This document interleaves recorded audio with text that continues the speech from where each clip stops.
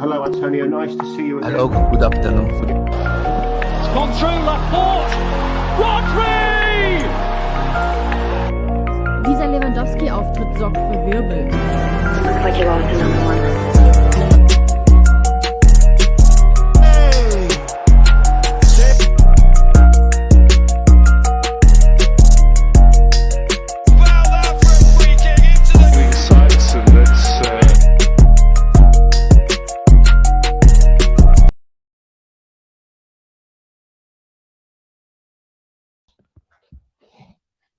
Yeah, guys. Welcome to Monday night podcast. I think it's the third one. Obviously, I've got Sims with me as usual, and I'm loving it. We'll definitely be going through the games over the weekend, and we'll obviously be going also over the Champions League games that will take place on Tuesday, tomorrow, and on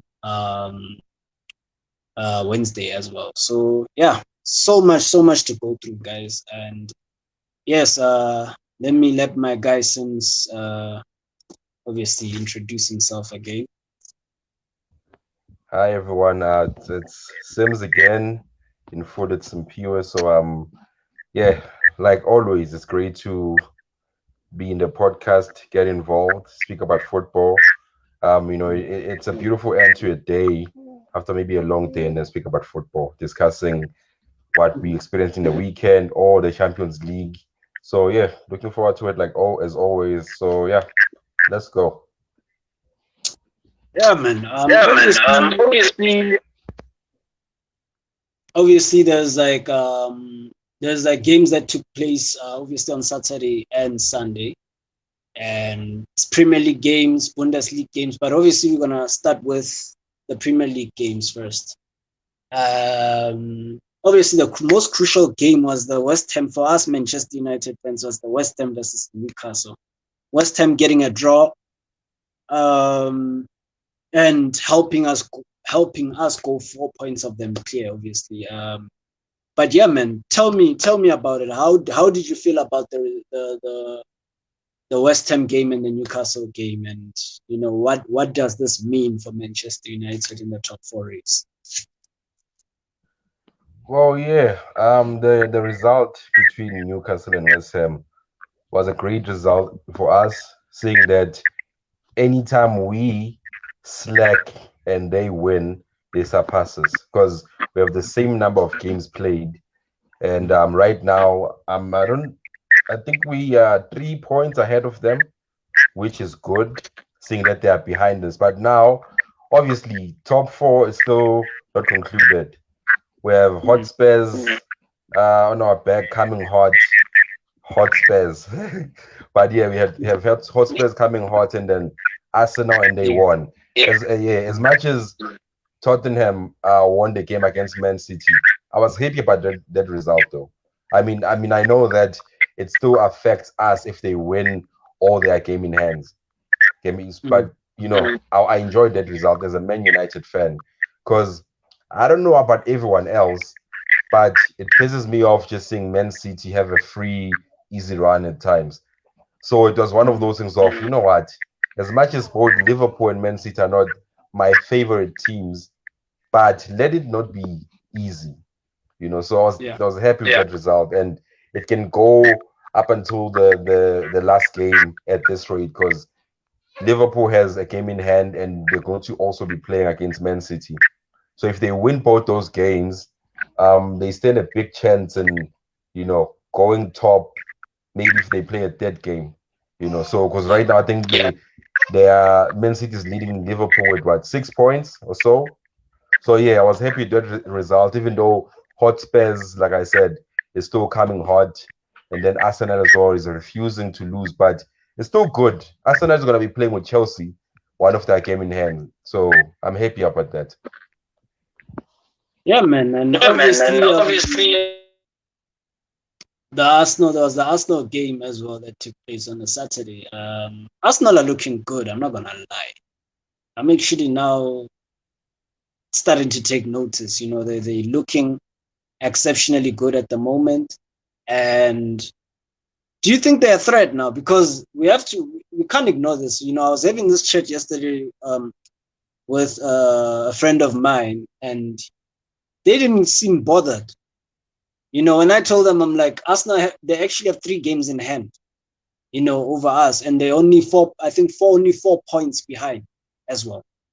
So it's something you have to consider, them being, you know, being a threat at this point, because they're getting their job done, they're getting wins.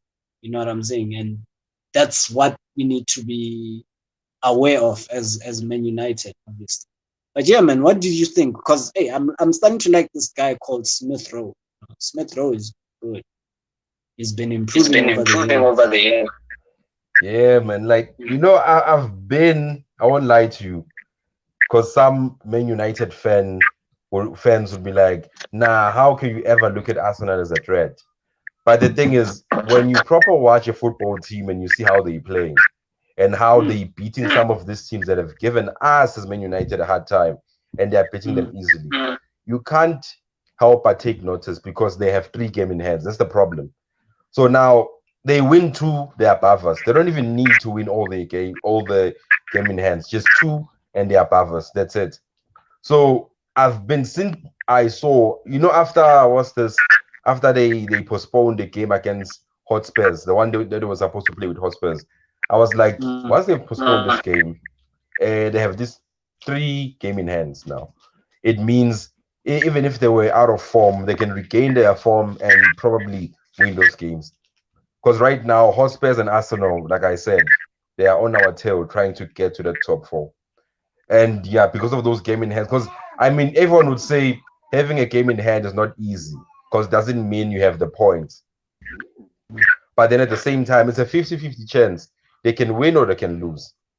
But for us, Man United fans, when you look at the log and you look at the number of games that they haven't played, you're like, nah, it's looking hard for us, because you've seen how inconsistent as a Man United team. You know, they're very inconsistent. So one game they're playing good, one game, because the game yesterday, for example, it gave me a bit of, you know, because I was like, if we lose here or draw, we opening more chances for the teams that are following us, like Arsenal.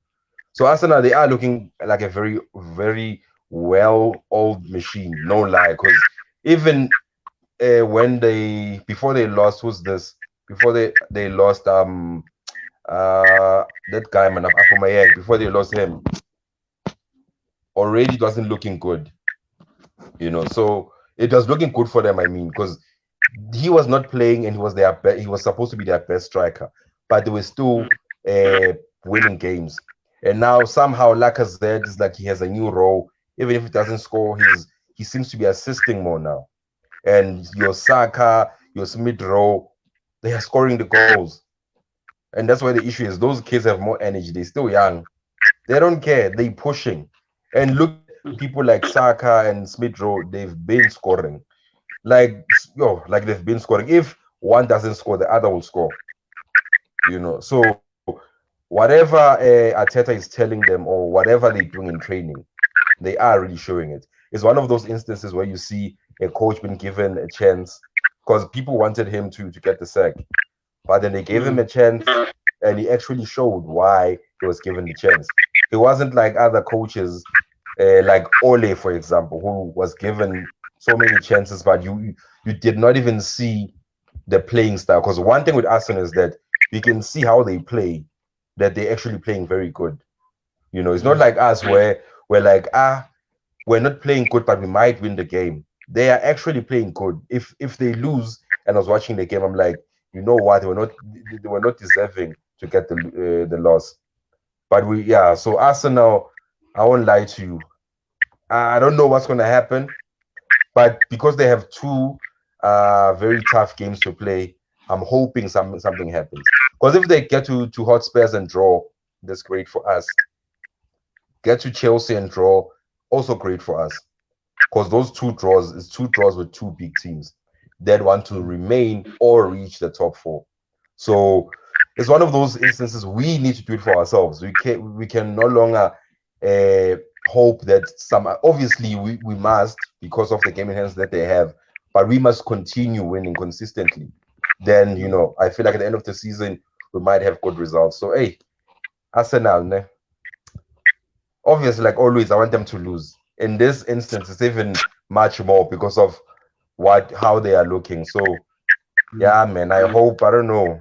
Yeah, I don't know what's going to happen, but obviously, as a Man United fan, I hope they lose.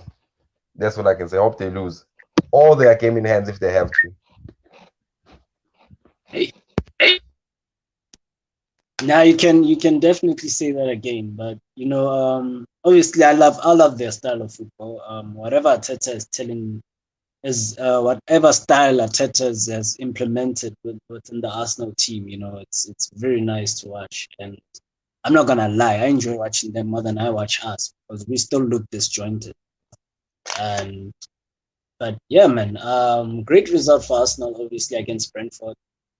Obviously, we're going to move on to Chelsea versus Crystal Palace. Chelsea getting the win, ensuring that they keep that point lead over us because we were slightly catching up. I only really noticed that we're actually a few points behind Chelsea before they won. And I was like, okay. Yeah, Chelsea have their own problems. Lukaku, people are crying about Lukaku. They say he must go back to Italy. Fans unhappy there, man. And it is what it is. But we told them, and I told them that, Lukaku has these, Lukaku is not a bad player. It's just that you have to, like, more or less surround players that will be able to, create for him and who will make him like the focal point. But if you're not going to play him like that, then you're just wasting your time with Lukaku, and yeah, man, tell me, what do you think about Chelsea and obviously the world champions now? Can't leave that out. What do you think about their result? Well, for Chelsea, it was a great result actually. And with what you were saying, I was also shocked when I looked at the log and looked at the number of points that Chelsea has. I was shocked to see that we're actually also closer to them, where we can even get to a top 3 instead of trying to fight for a top 4, because we're still to play at Chelsea. So if we manage to play proper consistently until we reach Chelsea and probably beat them, we can get to a top 3. So that's why I was shocked, because Chelsea, like one thing that people haven't been paying attention to is that Chelsea was number 1 at some point, remember, but then they've been dropping points, and then they decided to go sign Lukaku. We told them, us as Man United fans, we knew this. We told them, like, he can't play in the English Premier League for a big team. He suffers. The way he plays, he suffers. And Chelsea is not playing the same way that Inter was playing. And that's why he ended up complaining by saying he wouldn't mind going back to Inter, and the type of style of football that Chelsea is playing doesn't really suit his style of play. And to me, that was confusing, because I was like, as a footballer who gets paid to play, surely you should be able to fit in any type of playing style. And again, the person they were comparing him to is able to play in any type of team or playing style, even though at times he suffers. Cristiano Ronaldo, people must say whatever they want to say about him as I'm mentioning him, but look at him. He's 37, for God's sake. He got to Italy and became a leading goal scorer above Lukaku. And then he came to England. He has more goals than him, more assists than him. And like I said, he's older.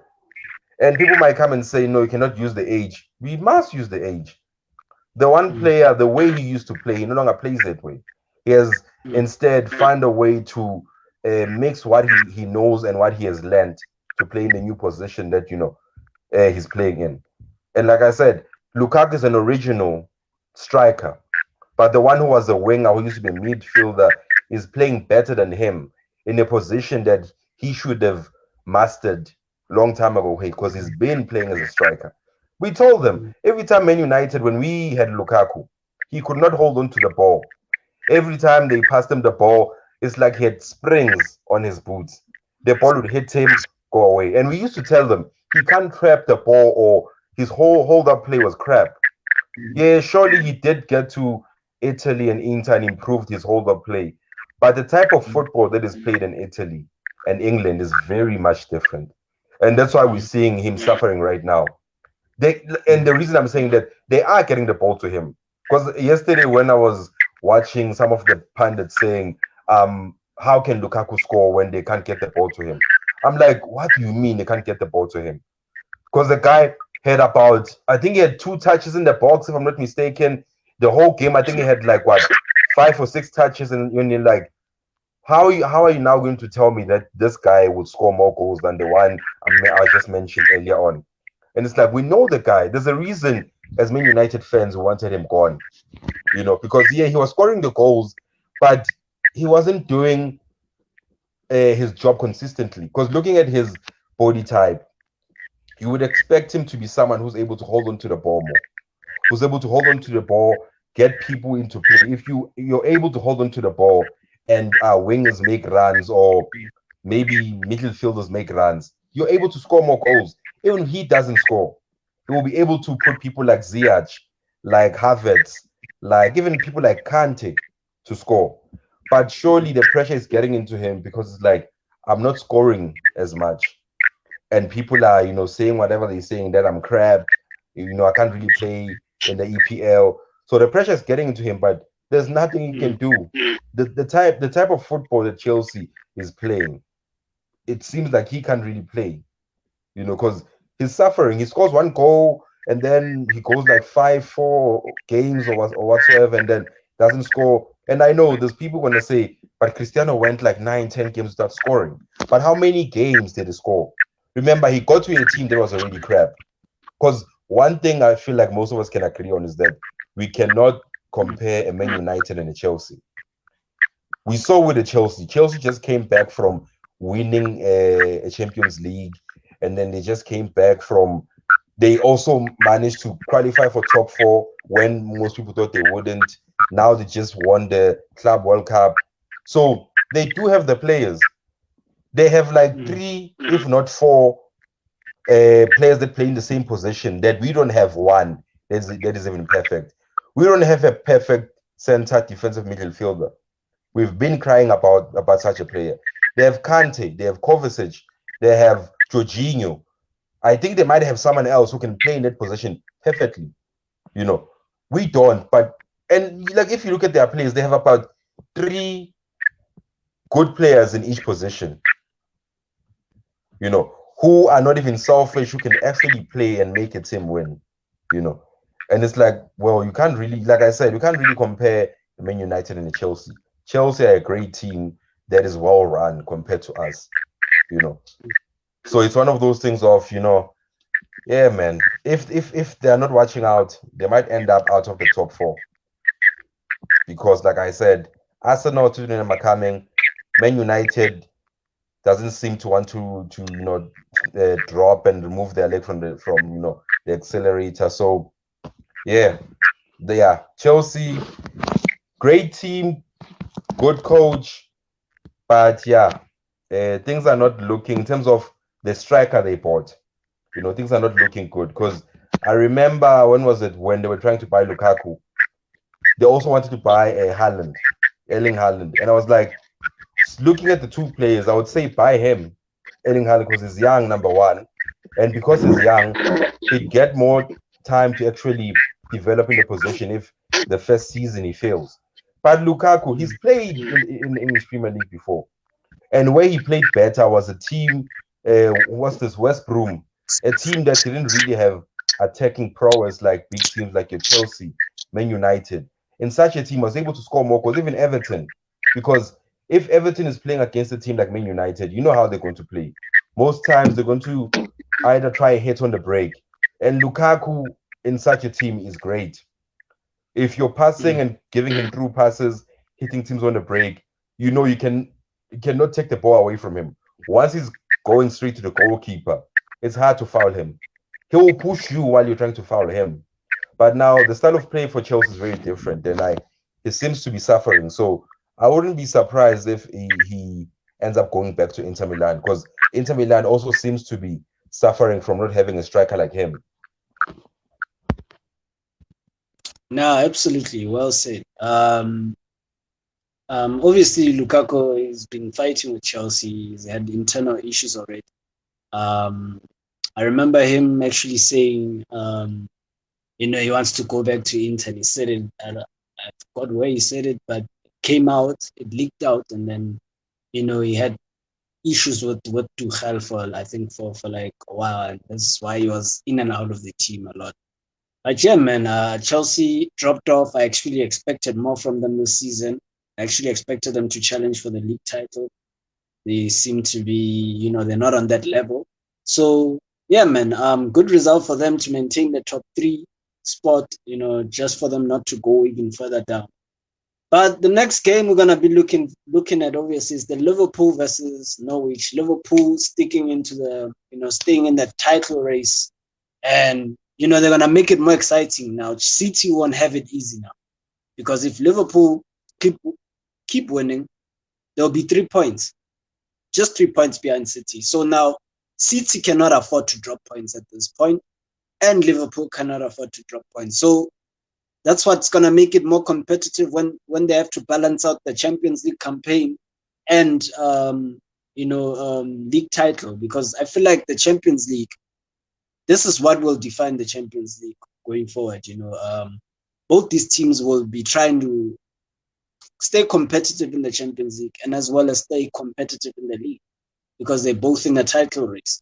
So it may give an advantage to other teams who just have to focus on winning the Champions League, and that's it. But yeah, man, great result for Liverpool. Standard club performance, dominated from minute 1 to finish. Kept position. They always made sure every time when they lost position, they got behind the ball. They worked together. They defended well as a team. This is what I always say about Liverpool. They work as a unit. It's not about, oh, that guy's a defender. We must just make sure that they just, they must deal with everything on their own. That every time when they lose the ball, the midfield and the defense work together. You'll find your Robertson, who pushes forward a lot, would come back. He'd still come back. He's got the lungs to come back and run back and try and defend.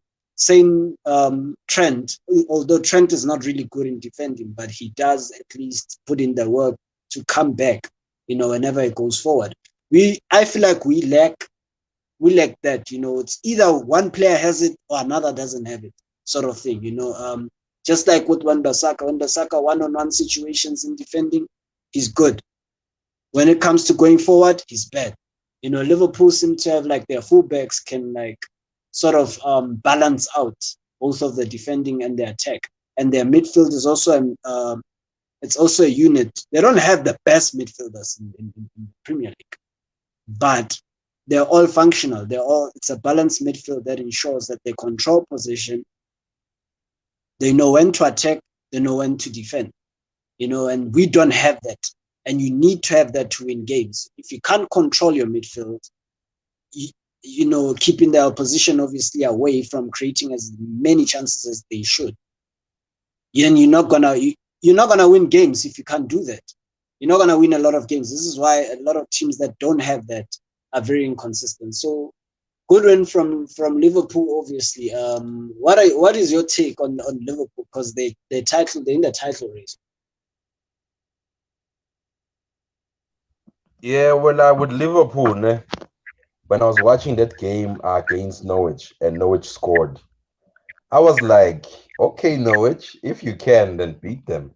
But at the same time, I was like, nah, I rather Liverpool to win, because like I said, it makes it more exciting instead of this one horse race situation. Because with us who have watched EPL for so long, we know that it's never a one horse race. And when it started getting like that, it started, obviously it's forever going to be exciting, but we were used to that thing where 3-4 teams are going for the title, So when Liverpool was like, good, this way, it puts more pressure on Man City as well. Because if Liverpool did not win or did not even have the game in hand. As we were speaking about the Champions League, Man City were going to have it easy, because they were going to be like, oh, well, we're already number one, maybe leading with 14 points or so. We don't really need to stress about, the league, even if we lose one game, but let's put more focus on the Champions League because we all know how much they are dreading. They've been chasing the Champions League. And remember, Pep as well, he's been chasing the Champions League from when he was still coaching Bayern. Because right now, he's that coach who has only won the Champions League with Barcelona. So it's that thing of he would have put all, attack towards the Champions League. But now he's in danger of losing even the league. Because if you give a free run to Liverpool, they might even end up even going out of both, cups. They might not be competing as much on the league. Because if Liverpool, once Liverpool gets into that number one spot, I feel like it'll be easier. And because they're also beating the big teams. Like the way Liverpool are playing, like you said, Liverpool, the way Klopp has got those players to play, everyone who comes in comes with the same mentality. They come with the same mentality of we all play as a team, we all attack as a team, defend as a team, and they press you as a team. So it makes it hard for most teams to actually win against the Liverpool. So the way they played, it was because, like I said, after Norwich scored, most teams or players might lose momentum and be like, you know what, we're trying to push, but this team is pressing us. Because Norwich were pressing them. But like always, Liverpool always have a way out of a situation. And Klopp had a way out. He had, and you can see even the players that he signs. This Diaz guy who just, I think he played his fourth or third game yesterday, but he scored. And the way he's playing like he's played there for years. And that's one thing I like about Klopp or Liverpool. The way they go after the players, that would fit their system perfectly. So the coach or the manager might have a few words with them, like, okay, I want you to play like this. But it's not so far from his playing style, So you spoke about the Man United and people like Wan-Bissaka who in defense is great, but in attack is poor. And it's one of those situations. He's been here for 3 seasons now. He was coached by Ole for majority of that time. And what did Ole improve in him? He didn't really improve anything. He got to us as a great defender, as a great slider to get the ball. But he was never a great crosser of the ball. And he's still not a great crosser or attacker as a right back, And you look at teams now. You look at teams like, let's say, Real Madrid, Barcelona. They started playing like this long time ago where we have quick attacking right wingers or left wingers and right backs, right back, left back. And they had to like that. With Man United, you see, even when we're attacking, you'll see maybe the right back's not so close to the left wing, And by the time we try and pass balls, they end up having to pass the ball all the way back because the guy is very far. But when you press and you all press and as a team and you win the ball as a team, you attack as a team, it makes it hard for your opposition team to know who they pick up now because there's so many numbers. But in Man United, you've seen how they play because you said Liverpool. Man United gets the ball, and when they have to now transition and attack, they're very slow in going to attack. So now when you're slow in going to attack, you make it easy for the opposition team to cover up spaces and then start marking everyone else. Liverpool, when they win the ball, they press you immediately before you've even gotten the chance to actually cover up spaces. They hit you. And that's what I saw yesterday. Norwich scored them, and then they're like, okay, cool. They started attacking. And everyone, like you said, working as a team. Doesn't matter if it's a Salah, it's a Mane. They were all working as a team. Even Henderson, the captain, everyone working as a team, pushing. Robertson, pushing, And even guys who haven't played, this guy, Tsimikas, I don't know how they say his name, but Tsimikas, he hasn't really played games. But he got into that game against Norwich. He even had an assist or two, I don't know. But he played great. And that's what I usually get confused with other teams, like with our team, Man United. I mean, I understand that, you know, certain players, if you don't play, you won't play as good because they need to actually have a run of games to actually play good. That part I understand.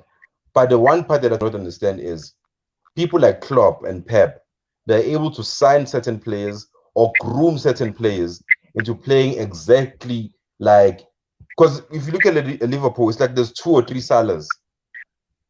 If you check their team, Salah might not be playing, but the next player will be playing there will be playing almost like Salah in terms of how they press, how they win the ball, how they attack.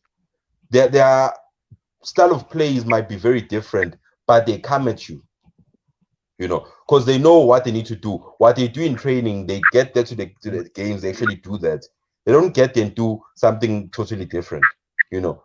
But with Man United, at times it's like, okay, does a player like Rashford do what he's doing in training when he's playing? Does he actually pass or cross the ball in training?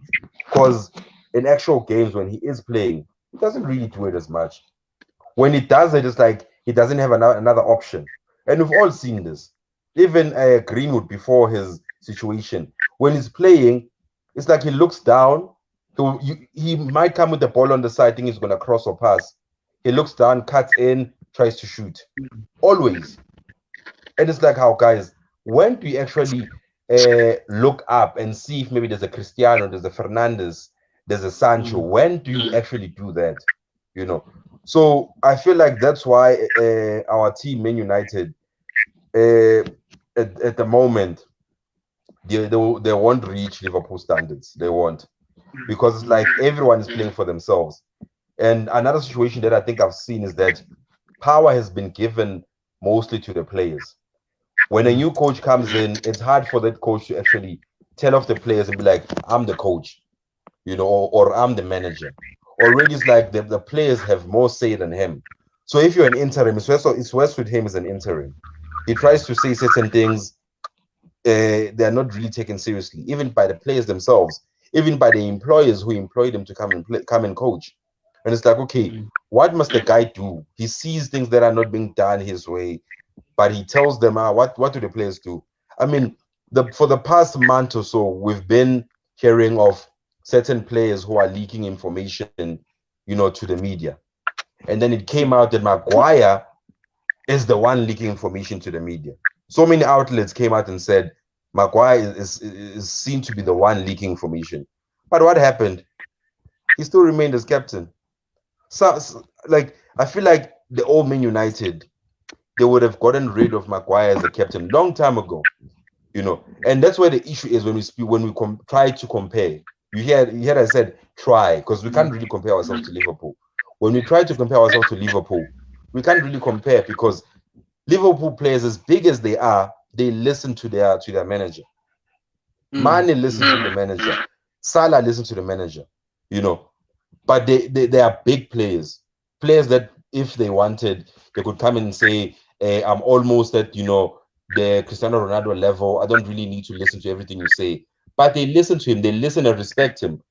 But Man United players, your Maguire, your Rashford, your mostly from what I've seen is the English players, they don't, you know, even the rest. Because once a certain few players don't listen to the manager or coach, the rest will follow. Be like, why should I listen? I also want to play how I want to play. Also, just want to run at plays and not pass the ball, you know. So that's the issue right now that is going to continuously make Man United suffer and a team like Liverpool continue elevating because they listen to their coach. You know, their coach tells them, I want you to play like this. Because like I said, Jota is playing for Liverpool like he's been playing there for years. And it's not so long ago when they signed him. And he's banging goals left and right. Diaz just got his first goal. And from how he's playing, it seems like he's going to continue banging goals left and right. But with the Man United, a certain player starts playing, it's like they don't know what they are doing, you know. And it's one of those situations, I can't really blame the manager because that's how it's been before he got there, you know. Whoever was supposed to get those players playing in a whole different way or to improve was not doing it, you know. Because I remember when, who's this?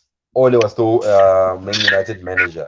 Apparently he said with Mike Phelan. He said, when a certain player comes to Man United, we focus more on what he knows already, and then we let him do that. And it's like, why focus on what he knows already? If you want Bissaka is a great defender and is not a great cross off the ball, why not then improve his crossing and his passing? You know, and there's so many players for Man United that I can mention who have not improved. Fred can't pass for shit. McTominay can't pass for shit. You know, who else? Wan-Bissaka as well. And those are critical players in critical positions. They need to know how to pass. Imagine a center that is not able to pass a ball. You mentioned Liverpool not having the best midfielder in the world, but they do the most simple jobs very good. Henderson gets the ball. He was not the greatest player for Liverpool when Garrett used to play for Liverpool. But right now, he gets the ball through pass. And you're like, how? When did you see that pass? But because I'm pretty sure he has improved his passing and his and how quick he is in passing and seeing a pass before any other person has seen it, you know. And he sees, okay, who's this? Salah is running. Let me pass. Like Liverpool, they're playing so good that even the goalkeeper is able to assist players. We've seen the Liverpool goalkeeper, assist people like Mane and Salah so many times, not just once. And he did it again yesterday. He saw the pass, through pass, Salah was gone, goal.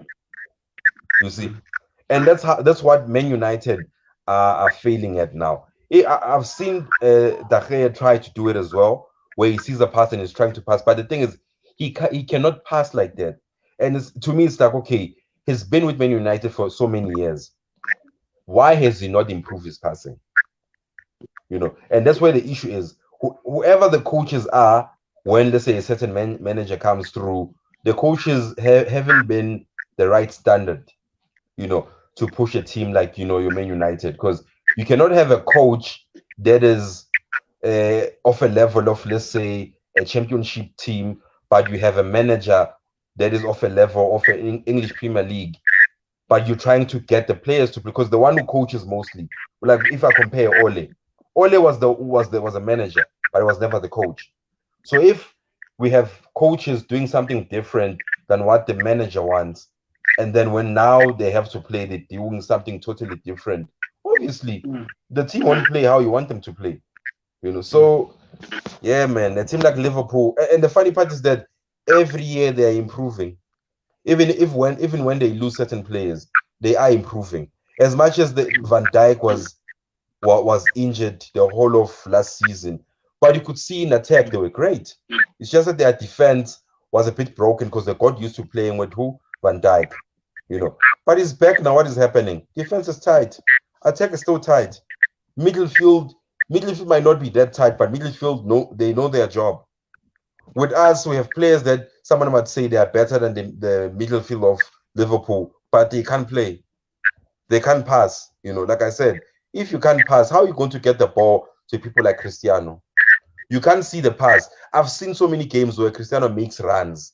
He makes a run, and then McTominay or Fred, they're looking down, or they don't even see that pass. And you look at the Liverpool.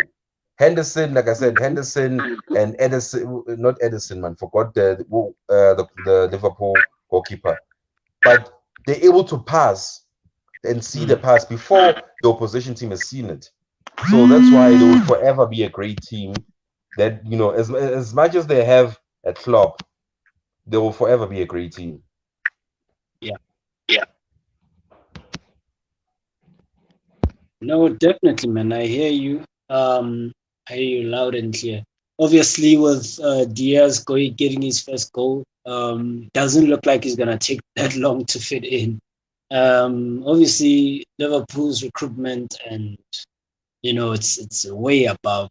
You know, it's way advanced more than we are at. I worry as to who we buy, because every time when we buy these players, they struggle to fit in. You know, obviously Bruno Fernandes was like an exception because he plays whichever way he plays. There's no positional sense in how he plays. He freestyle, so it kind of suits how we play. We just freestyle everything. There's no system. There's no whatever. But yeah, man, great result for Liverpool. Keeps them in the title race. Both Mane and Salah scored obviously as well. So they just came back from the AFCON and they look fit. They're super fit, and Liverpool are just gonna get stronger and stronger as the season goes. And obviously they won in the Champions League, so it's 2 straight wins, in a space of a few days. But yeah, the last game, should I say, on Saturday was the Tottenham versus Manchester City. Tottenham obviously were relentless. They played well. They shocked me actually. But it feels like for me, Tottenham always like some sort had a number on City. They always do well against City for some odd reason.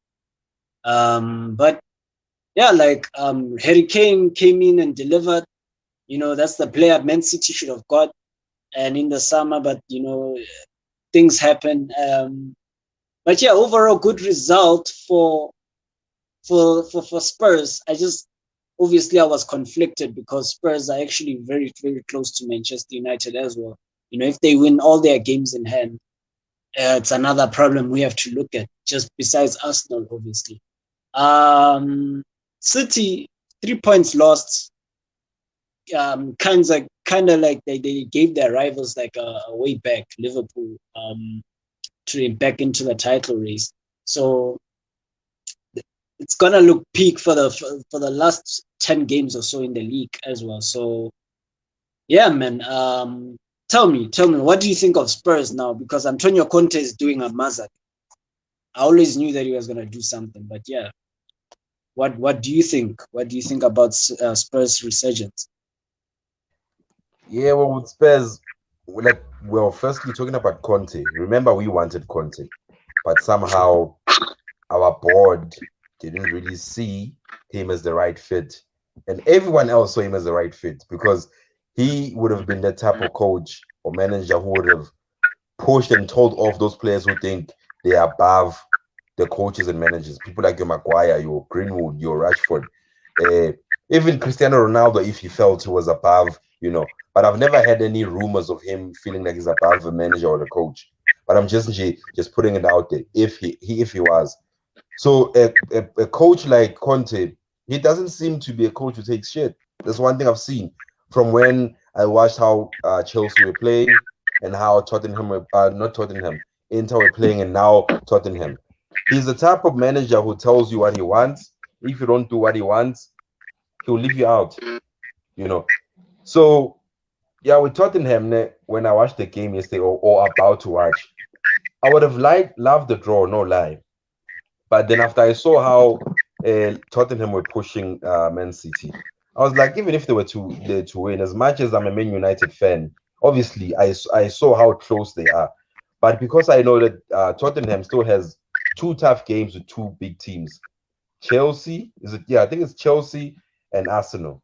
And both Arsenal and Tottenham are behind us. So they can get there and draw if they want. That's cool with me.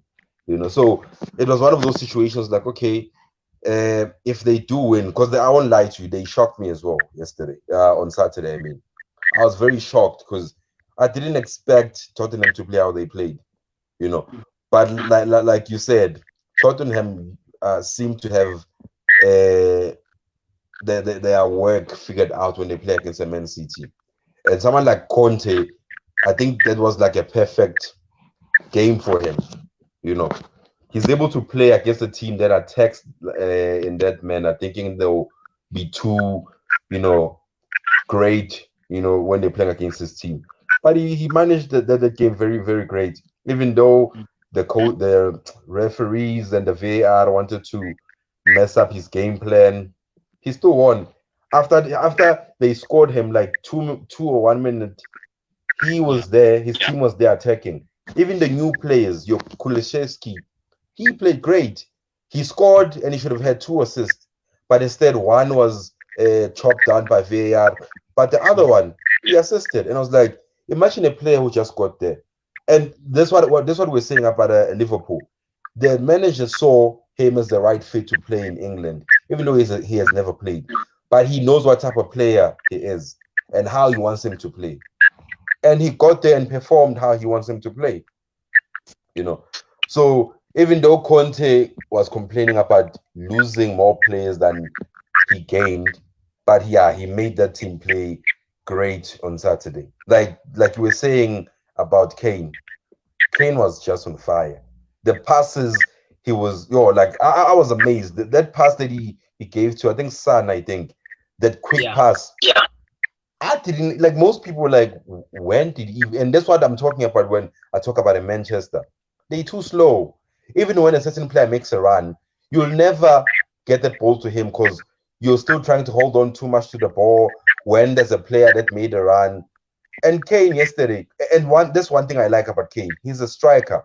He understands what someone who's in front expects. If you get the ball quick to him, he will score for you. And he got the ball quick to Son, and then Son passed to Kulusevski, and they scored. And he was just torturing Man City. It's like he was trying to prove a point that you did not sign me. You decided to sign the model named Grealish. And he punished them. Like he really shows, like, okay, do you want to sign me?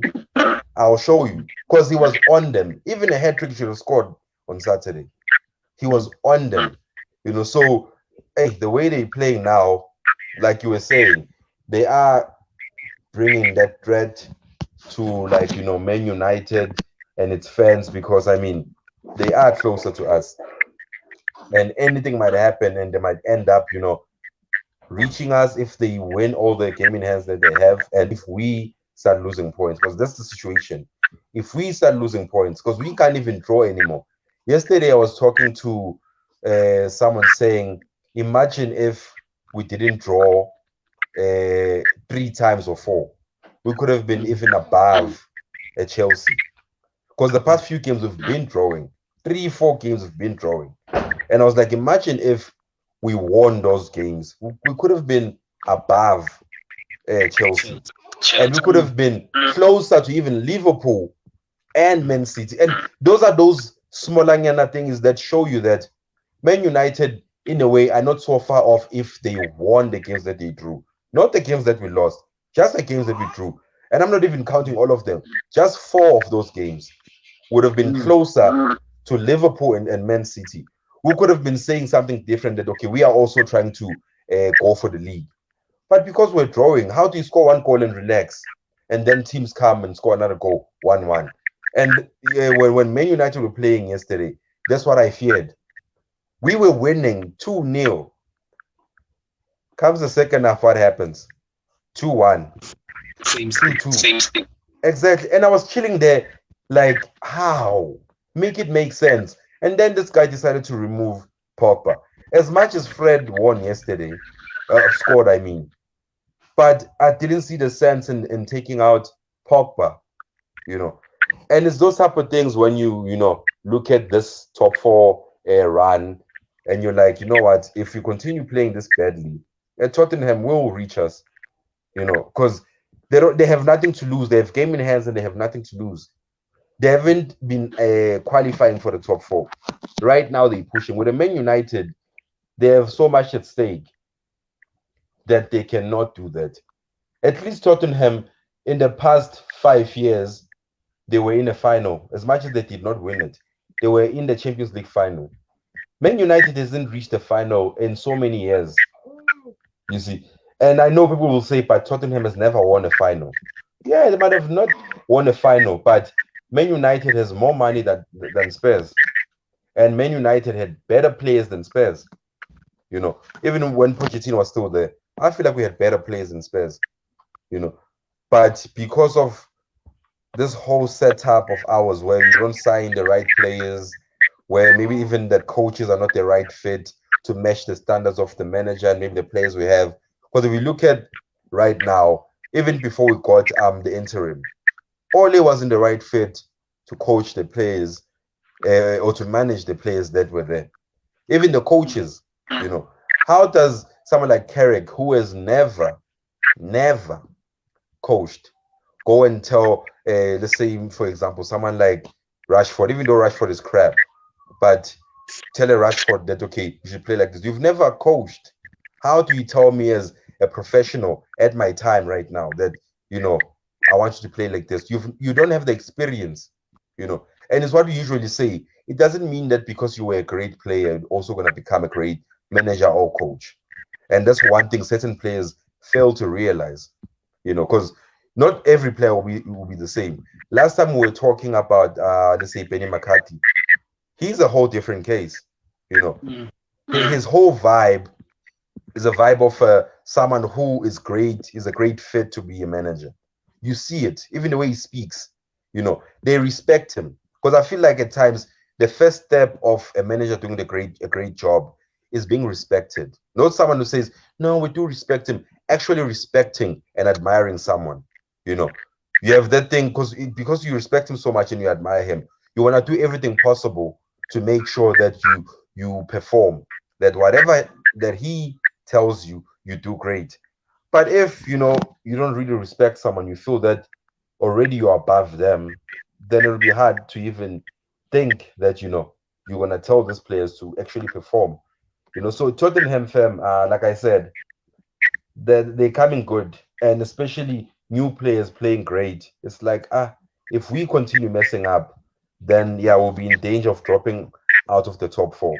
And at the moment, we have so many chances to actually stay in the top four, because at Chelsea as well is actually doesn't have so many points above us.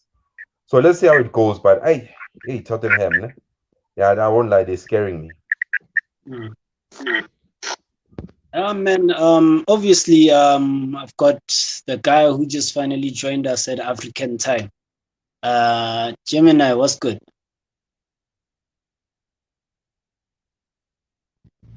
Are you there, bro? Yo, guys, gone mute. Fish. Sorry, Chen.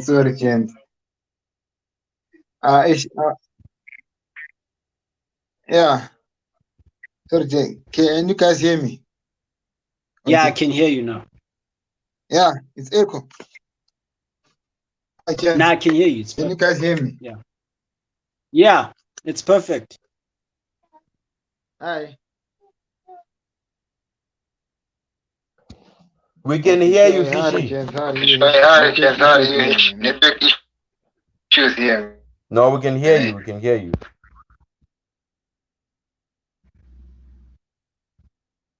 My guy. Yeah. Yeah. No, please repeat the question, man. Oh yeah, no, I'm saying welcome to the show, man. Obviously you arrived on African time this time around. So man, you good?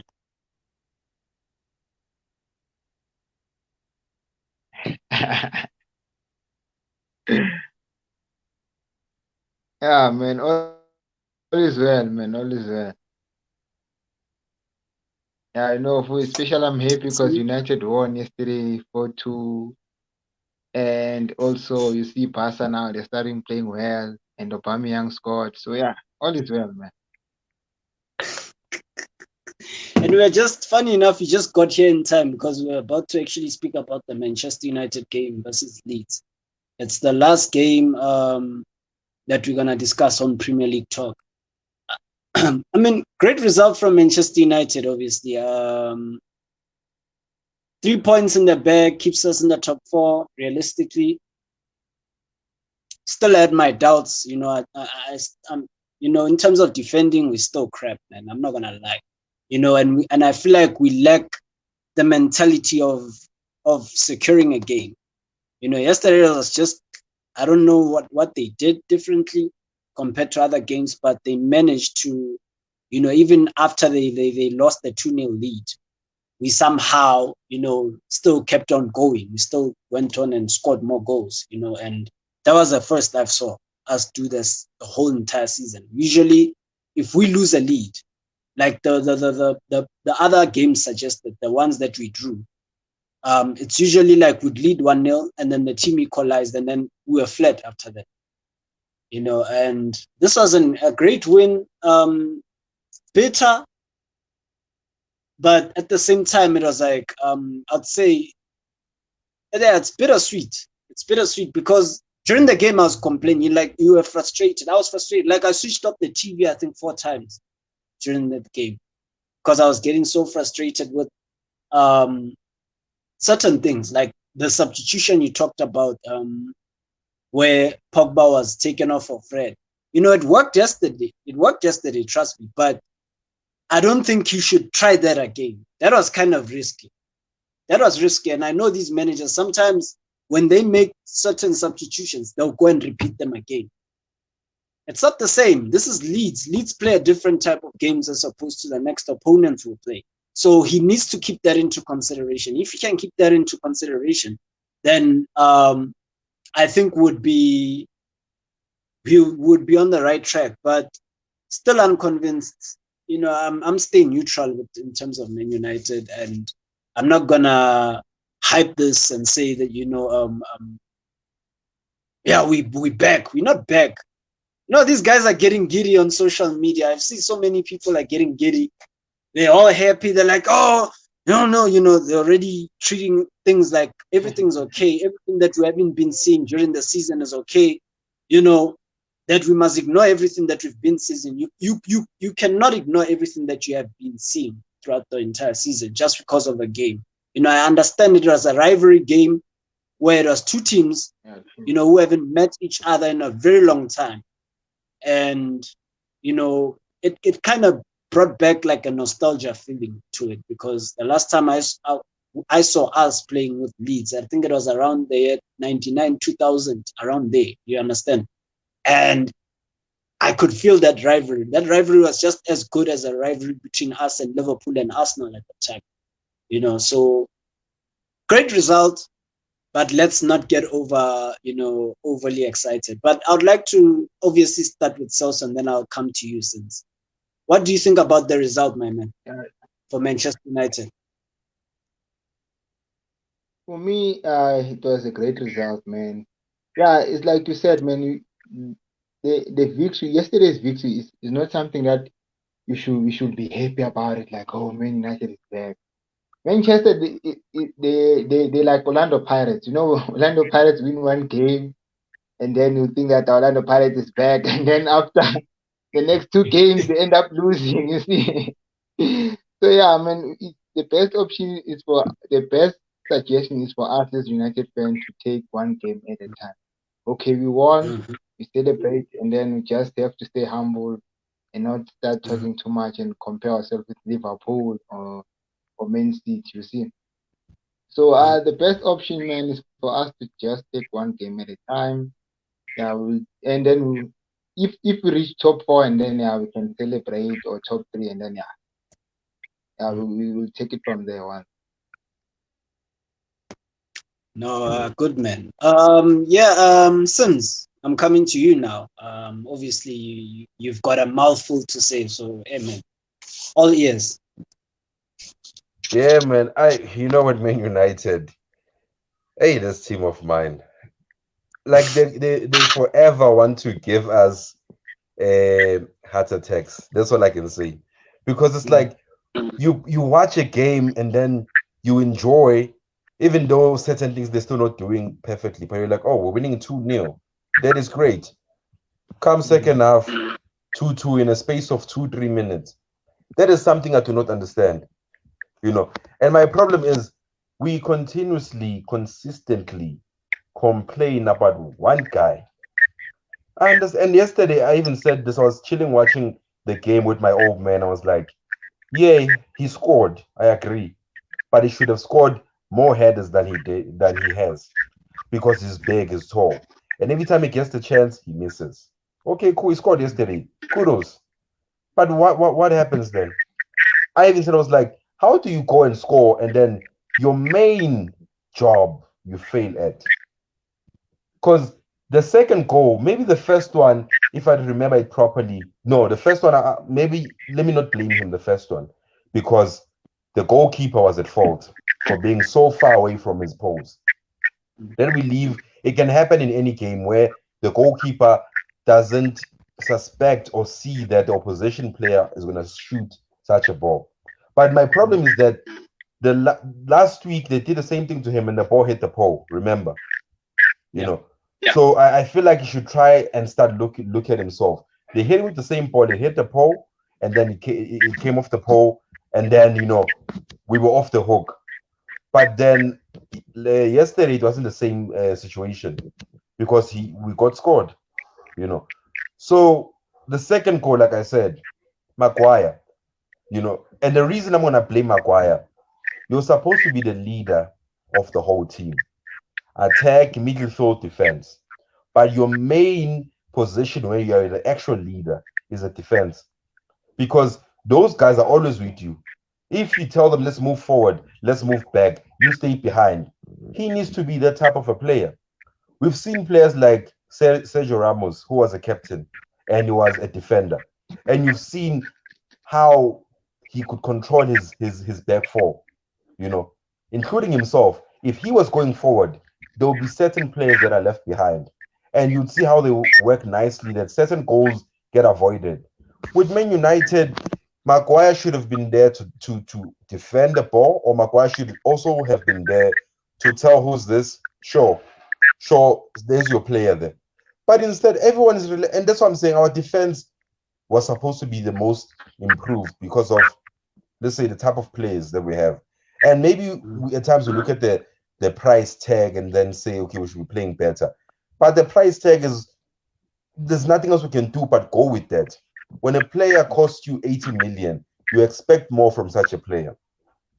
When a player costs you 50 million, you expect so much more. And the reason we expect so much more, a kid from the development can come through and maybe play better. But he will never get that chance because why? There's a Maguire who costs 80 million. Maybe there's a Wan-Bissaka who costs 50 million. He will never get the chance. And that's why at times you see players end up going to loans, like, our young players. Right now, there's a player who plays in the center defensive midfield. He's playing for, is it Ghana? I think his name is Ghana. He plays for, is it Forest? Nottingham Forest, yeah, if I'm not mistaken. And they beat Leicester City the last time they were playing FA Cup. He was playing in the center, controlling the center, and he's a kid, But what's happening? He won't get the chance because we have people like who's this? McTominay, Fred, Fernandes, Popper, and he didn't get the chance. What happened? He was sent out to the loan to play in the championship. And it's the same thing with our center backs. Maguire has been holding that spot, even when players like Bailey were better, Lindelof, Varane, Tamzebi, who is now on loan. So many players have played, but what happens? He never gets to be put in the bench, even if he comes back from injury. What will the coach or manager say? He's our captain. He needs to play. And we cannot continuously and consistently complain about one player where we see it before it happens. We're like, Maguire, and then it happens. They score us. And it's confusing because it's like, when will the coaches or manager actually sit him down and say, watch your videos and see what you're actually doing wrong? Because it's confusing to me. It's like, as a player, you should know what you're doing wrong. But with Maguire, it's like, I don't know, it's like they let him off the hook. They can play how he wants. He's not even controlling his own defense, because he should be a leader in the defense first before he's a leader for the whole team, And I won't lie to you, I've said this consistently to people I've been speaking to, that, you know what, I'd rather they give the captaincy to Cristiano, because we've seen him being a captain and he's done great, He's done great as a Portuguese captain, And every player who plays for Portugal, for example, will tell you, he's a great leader.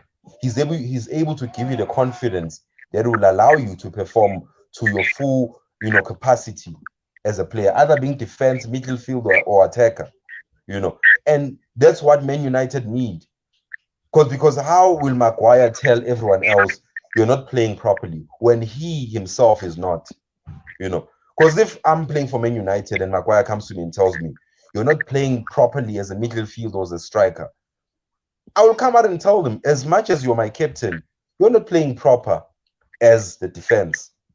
Where is our defense? If we score, you let balls in as well. You know, because with Man United, what I've seen, their attack or midfield can do their job all they want, but defense will always let you down. So that's my thing. I'm like, with Man United, like I don't even know what should be said or done anymore, because we've been speaking about this, I think, for the past since we signed Maguire, because obviously we signed Maguire because we were complaining about our defense. And then we signed Maguire thinking we're resolving the defense situation. But the defense situation has gotten worse. We've lost Smalling, we've lost Rojo, we've lost people that we no longer have. You know, Jones was lost because he was injured for almost 2 years. But still, it's like whoever we signed was not an improvement. Obviously, right now, Varane is an improvement. Lindelof is an improvement. But the problem is, if you continuously still play Maguire with the other guys that are actually playing better, nothing is going to change. Maguire is the problem. Because if you look at all the goals we've been conceding, Maguire is the problem. You can put Lindelof or put Varane or put Bailly or put whoever. But if Maguire is still there, because you've seen games where Maguire was not playing and we were actually very improved. Yeah, so to me it's confusing. It's confusing, it's infuriating, because it's like we need to actually be winning more games. Because we actually have a chance of winning a trophy this season if we can actually play good. We can actually go and win the Champions League. Because like you said, Man City and Liverpool are now going to start focusing more on the league as well, because they see that in a way it's a 2-horse race. And teams like Man United can actually take a chance in that. You can qualify for your top 4, but go for the trophy. But at this rate, I don't see it happening. Yeah, same here. Yeah, man. Obviously, before I close the Premier League talk, before we move on to La Liga and then the Champions League fixture. I have my this thing where, obviously we have the problem with Maguire in terms of his behavior off the field as well. It's not just his performances on the pitch. These stories where they're coming up and then, he's leaked team starting 11s and, before games even started. And he's still here. He's still playing. He's still being picked. What does that say about the team's discipline? Because if you're allowing a player like that to still roam around the dressing room, to still be a part of your team, going forward, I really don't have hopes for this team, to be honest, because under Sir Alex, under a different board like Sir Alex, for example, this kind of player would be gone.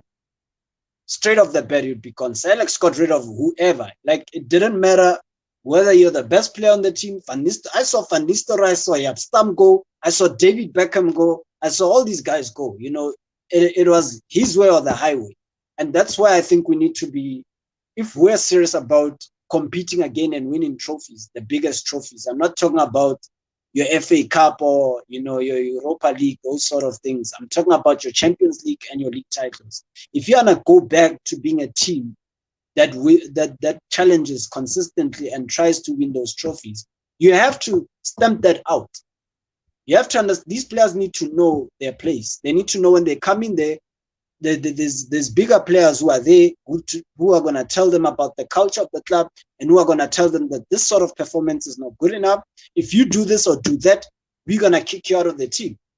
You do what the manager tells you to do. If you don't do that, we kick you out of the team. Simple as that. In every profession or anything or any company that you work under, there is levels. There's levels to control employees. There's levels and ethos instilled within that organization that ensures that people do exactly what they're told, and they deliver, according to the standard set. You understand? And at Man United, there's none of that. This is what worries me, because these guys run businesses, outside of Man United, but they can't even instill something as simple as that at Man United, because that's basic. We don't even have to tell you no, you can't, you have to do this, you have to do that in your own organization, my guy. No ways. So until that is sorted, I honestly don't have hopes. If we win the Champions League, hey, props to them if they win it. But I'm not going to sit here and say I believe that we're going to win it because of the way this club is run. And certain players are allowed to roam free and do whatever they want to do because it's favorite FCs at the end of the day. Maguire is British. He's white as well. I'm not being racist or anything, but that somewhat favors him because if you look at the court case that he had, were in Greece. Remember the court case he had in Greece about where he got arrested, and he even told the officers that before they arrested him, hey, I'm Man United's captain, we can talk about this, in an arrogant manner, and he got away with it. He still managed to play for England. He still managed to come back and play for Man United like it was nothing. Do that to someone like what's his name again? The West Ham defender. Zoma. Kurt Zuma. So Kurt Zuma, kicked a cat. I'm all not for animal abuse. I hate people who do that, who abuse animals. I love animals. But, kicked the cat, came back and apologized immediately. And, I'm not doing that again. We move forward. But there was this thing where they wanted to cancel him away from football. Why wasn't the same done to Harry Maguire? You understand? Because you can't sit here and say certain crimes are have to be excluded from everything. Crime is a crime. If you do something wrong, you should be suspended somewhat, or you should be, you all should be treated equally in terms of everything. But you know how it is, man. Obviously, Maguire he's English, and they were always gonna swipe it under the carpet. Even now with this whole thing, it just shows you that we should accept that Maguire's gonna be here for a very long time. If he can get away with something like this, trust me, he's not leaving. He is not leaving, my guy. Like there's a lot of things that need to be sorted out within Manchester United. But yeah, man, Premier League talk done. Now we're moving on to La Liga. Obviously, Celso was sleeping during the weekend. He wasn't keeping up to date with the La Liga. Obviously, on Saturday, you had your Atletico. Atletico won 3-0. Atletico is busy. They gymming, man. They gymming for us. They preparing for us, man. And obviously they have in the two previous results were bad, but somehow they managed to get the 3 points against Osasuna. They won 3-0, if I remember correctly, because I only caught like the second half. They're looking good going into the game, but we'll never know. Man United, it's we also very, very unstable as a team, so we don't know which Man United we're gonna get. But Atletico won, guys. What do you guys think about the Atletico, and especially the Atletico clash with Man United in the Champions League? I'll start with Celso. Sure, gents. Man, when it comes to Atletico, for me, this season they've been playing well. So they're not playing like they want to win something, and they have good squad, but I don't think that Diego Simeone is I don't think like Diego Simeone is handling that squad properly. Do I see? Because now every game, man, those guys, they lose crucial games, and especially against lower teams. You will see Atletico losing against Alaves. Next thing they lose against Rayo, and then goes like Osasuna. Those guys, they are blowing their chances of winning the league. So this season, I think Diego Simeone is not being too tactical, because Atletico, they're too tactical, and they're good at defending, and they're good at counter football. But this season, those guys, they're not implementing their style of play. Because imagine a team who can defend better like Atletico, they end up losing to Barcelona like 4. So it doesn't make sense because now I'm not sure what's going on with Atletico, but they're not performing like the old Atletico, the Atletico that we know. So and also coming to the Champions League, I think we have a good chance to beat them because defensive wise we better organized than Atletico. And if you can check Atletico right now, man, those guys they are making a lot of mistakes in the game. So yeah, I think we can win. We will beat them in the Champions League. There won't be any issue with Atletico. Maybe Suarez is no longer a threat anymore. So maybe João Felix is the one who's going to be a threat. Yeah, but all in all, I mean, I do believe that in the Champions League we'll beat Atletico because those guys now they're weak now. Like they're feeling they're losing their philosophy because now you all know that when you're going to play against Atletico, you know that you're going to play with a team who are good at defending. Those guys can defend 90 minutes. But now, man, those guys they're getting scored left, right, and center. So I'm not sure. So I feel like those guys they no longer matching their standards anymore. Sure. Yeah, man. I think it's sort of like I feel like Simeone is somewhat like has done all he could for Atletico Madrid. You know, Yeah, true. He's got so much out of them, and to a point where now he can't get any more out of them. You know what I'm saying? And it happens. It happens to everyone. And they're no longer defensively as solid as they used to be. So that was their biggest asset. Yeah, biggest strength. Yeah. So yeah, man, I hear you perfect. Sims, what do you think about the clash between Man United and Atletico? Because right now, I feel like what you call it, Atletico are somewhat trying to get. They're also, funny enough, in the top 4 race now. They find themselves having to get into the top 4 race now in the La Liga. They're outside Barcelona. I think they're a couple of points behind Barcelona now. They're in fifth place. They're trying to get Champions League football, and at the same time they have to deal now with Man United in the Champions League. So what do you think about the clash, and what do you think about the Atletico Madrid? Well, coming to the clash on Wednesday with Man United and Atletico, I feel it's gonna be a clash of which team can have their defense perform on the night, because we don't have a perfect defense as well. That's the problem. And the reason for us not having a perfect defense is the leader leading the defense, and also the player Vela who's playing in that position. So if we can have it figured out when it comes.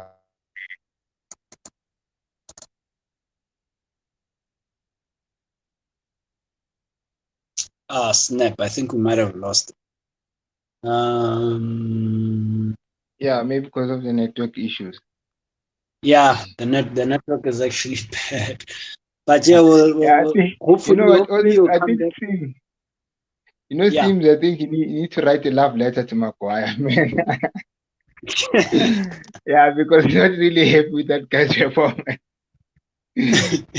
Yeah, no, seriously, Maguire needs to leave, and I feel like he won't leave. That's why I'm saying people must just accept that it's gonna be there, because he carries so much power. If you can maintain your own captaincy, even after screwing up as much as he did, this guy is leaked. Let me tell you something. He's leaked the team sheet. You know what I'm saying? At the same time, he's also been involved in a case. He's got an ongoing case, funny enough, in Greece. What happened in Greece during the off-season, pre-season. The guy is still captain, bro. You understand? How is that even remotely possible? That's what I'm saying, that there's a lot that we don't know behind the scenes that's happening. So true. That's what I'm telling fans. You guys must just accept that this guy's gonna be there for a while. They signed him for 80 million. He's English, plus he's a captain at Man United. So there's more than enough power that he has within the dressing room. But yeah, man, because before honestly, man, yeah, because you know, as a professional team, when you assign a captain, just know that you cannot bench a captain yeah, because the captain is the leader on and off the field. So if you bench your captain and then you put other players, so that means you don't have a leader to lead. Even if okay, you are signed for the vice captain, but a captain, it's someone that you cannot bench.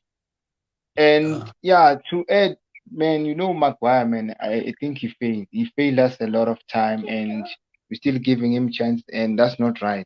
He needs to be benched because, man, check the likes of Van Dijk, as a Puliqueta, even the captain, Seamus Coleman from Everton. Even check Ward Prowse, man. Those captains, they are leaders, man. They are leaders. But ours, man, something else, man. That guy is costing us on and off the field, man. So yeah, I think the management, they need to do something for him. Maybe they should bench him for 2 games. Maybe he can, so that he can start performing better and reducing his mistakes. Because man, yeah, we do understand that defenders make mistakes, but not like Maguire, man. This guy is costing us every game.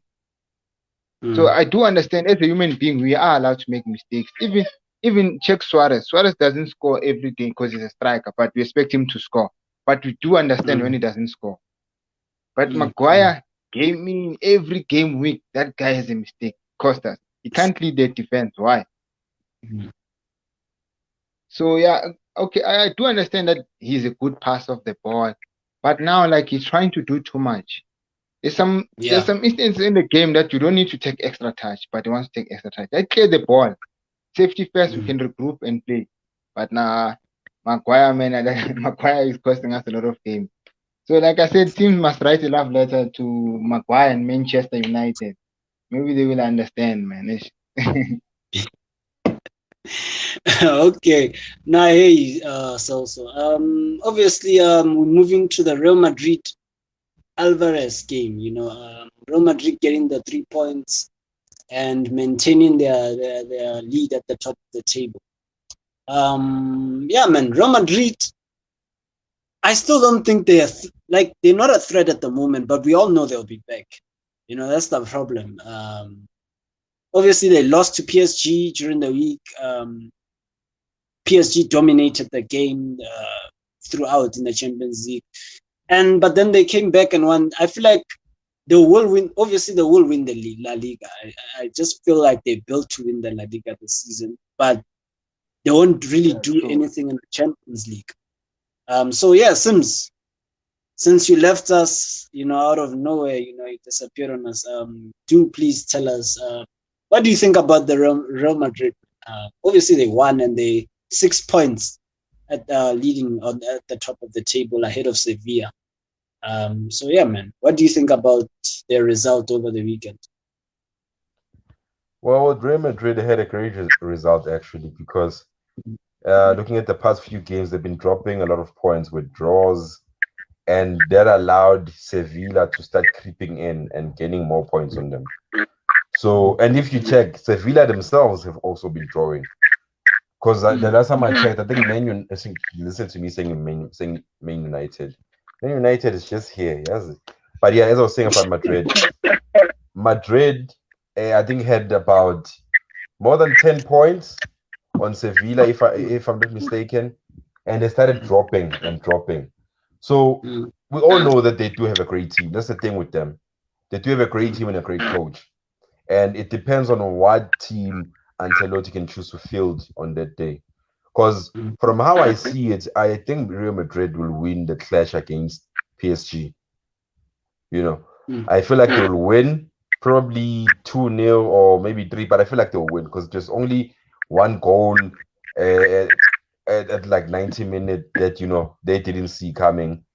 But I feel like they will win because I know Carvajal, Mbappe was doing everything at Carvajal in that game. He was the weak link. He ended up being the one causing the goal as well.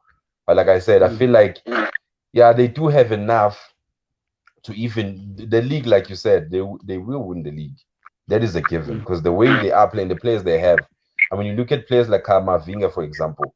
He's a young, good player, and lately he hasn't been playing. And we've seen what he can do when he got to Madrid. And in the weekend, players like Valverde played. Cruz was not there. Valverde is another player who's actually a good player, who, if he gets more run of games, he can actually, because you could see there's so many goals that he could have scored in that game that Madrid were playing in the weekend. But then obviously not playing as much at times does affect how you perform in the game. So, excuse me, like I said, they do have enough players in defense, midfield, attackers. They do have enough because, I mean, Hazard has been picking up form. Bale is back and he should have played in that game. I don't know if he ended up playing, but Bale is back. So they do have enough players. And they have Vinicius, they have Rodrigo. That's a proper front. Like they have enough. They have Jovic, they have Benzema. They do have enough attackers to scare any team. It just depends on what the coach or the manager decides to field. And also you look at the midfield. Modric still actually plays. Like he plays like he's not already 30 plus. Like he's actually good. His marking is good. His passing is good. His blocking, he can keep the ball, better than any player. So a player like that, yeah. And with Cruz in the team as well, I mean, we've seen what Cruz plays. Maybe they were saving him for the game, for the retained game, I don't know. But I feel like, they will win the game against PSG and they will win the league. Because with the team like Sevilla, they are playing, but I feel like they are too inconsistent to challenge a challenge a Real Madrid, Man United again. Because you look at what's this, if Barcelona or Atletico were the ones that were coming after Real Madrid, you would see how they'll be shaking in their boots. But with the Sevilla team, I feel like it's too easy. As much as right now it looks too close, because of the players that Real Madrid have. They have too many great players. Marcelo is even in the bench and he still plays good. That's how you know that, they have players. Marcelo is in the bench, doesn't play most times, and he still plays when he gets into the team. He actually plays good. He can go to any team and actually play. He can come to Man United and probably do better than Telles or Shaw. Maybe I shouldn't count Telles so much because he hasn't had so many games, but he can come and do better because we all know how he used to get the ball, whipping those crosses, those early crosses. He can dribble past players, cross and do a through pass. Cristiano, for example, if you speak about a Man United, those are the type of players that he needs.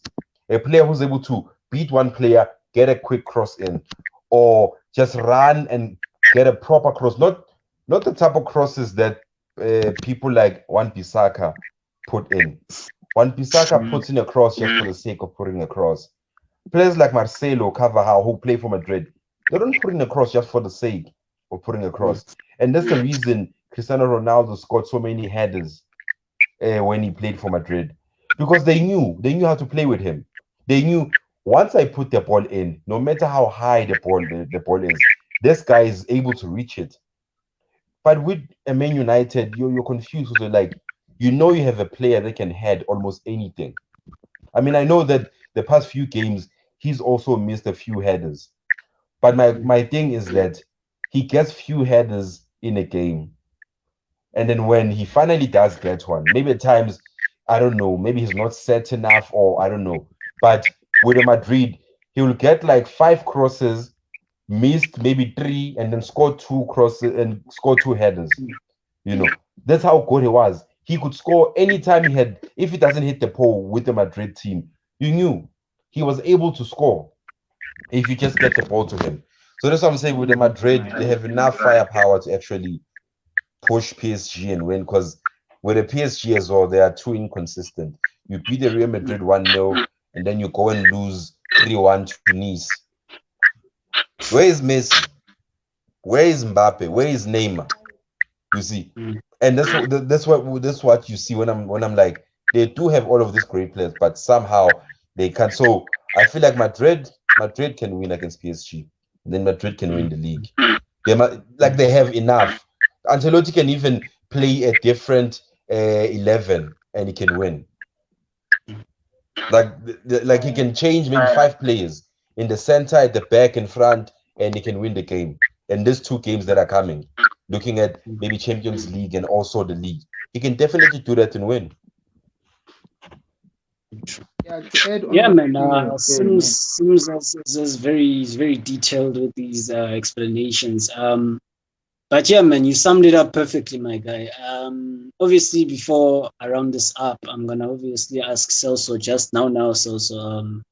But Real Madrid, you know, in next season, they really, people are forgetting this thing. Like, they're really gonna be scary next season. They could easily get Pogba on a free. They could also get they're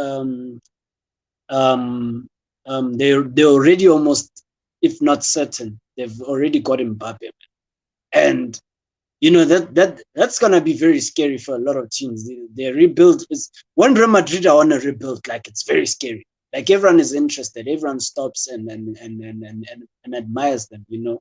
So, but yeah, looking at the season, this season, it's more or less, they still in transition, but they still somewhat still have quality, you know. They still have a lot. They've still got like 2 quality squads.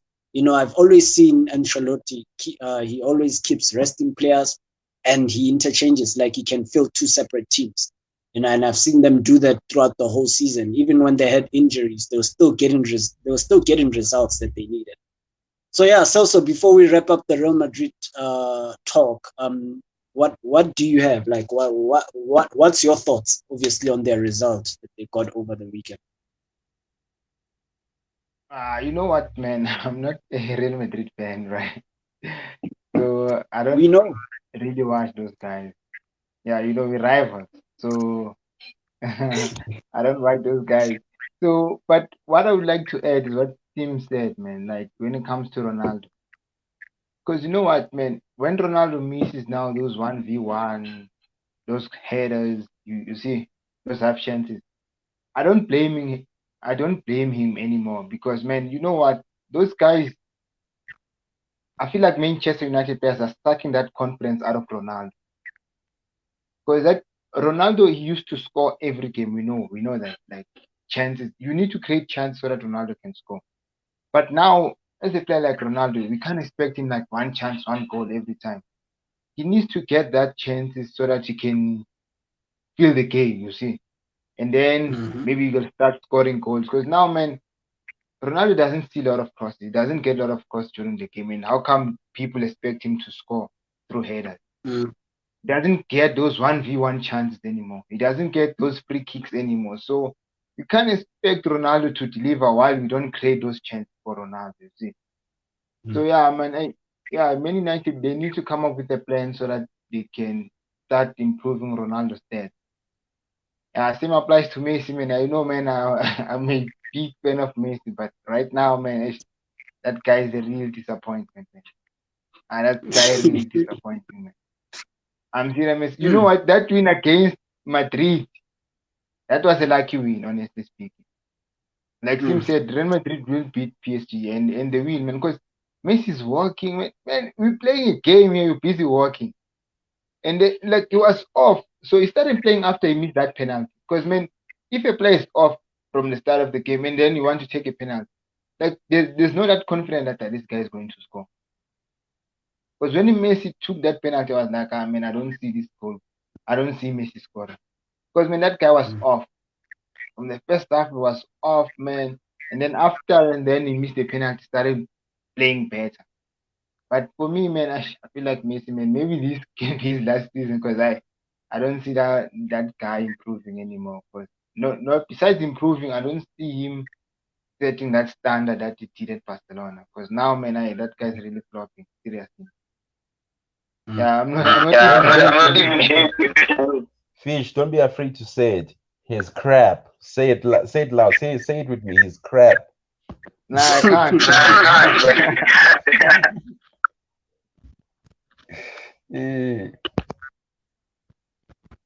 No, man, but I hear you. The thing is, one more step before we move on to the Barcelona thing and we wrap up the La Liga talk. Apparently this season Fred has more assists than Messi, man. You know, this season has just been strange, my guy. So Man, Pasta Fred, Messi become an average player, man. He's becoming an average player, man. He's becoming like a PSL player, and man, it's painful, man. Kunzima, bafethu, Too kunzima. much, Hayi, bro. yazi. But yeah, man. Obviously, that was Real Madrid. Obviously, got them out of the way. Barcelona is the last team, guys, in the La Liga. Barcelona crucial points. Aubameyang on fire, and they playing fluent again. But yeah, I feel like this is a season where they pretty much gonna. It's more or less like they're gonna try and get as much as they can. You know what I'm saying? As they can get, because it's more like salvaging a season than building. You know, building towards or something even greater. Because if you look at their signings, they're all short term. You know, so they're just giving themselves that opportunity where they're just gonna try and win something, but at the same time, maybe I don't know, like build on from there, like win and then build on, like some sort of transitional sort of thing that they're doing.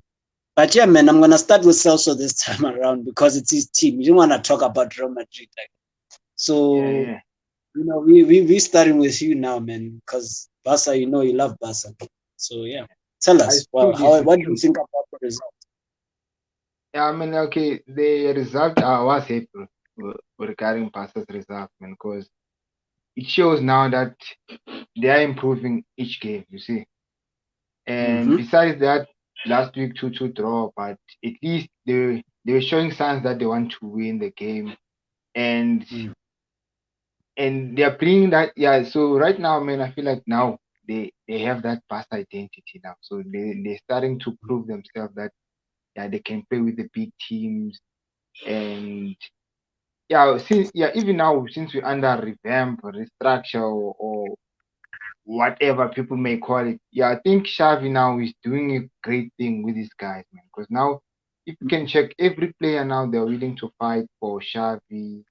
Yeah, even if we put Luke De Jong, so never mind. I didn't like that guy, but now he's starting to deliver. So I feel like the old Barca is coming back now.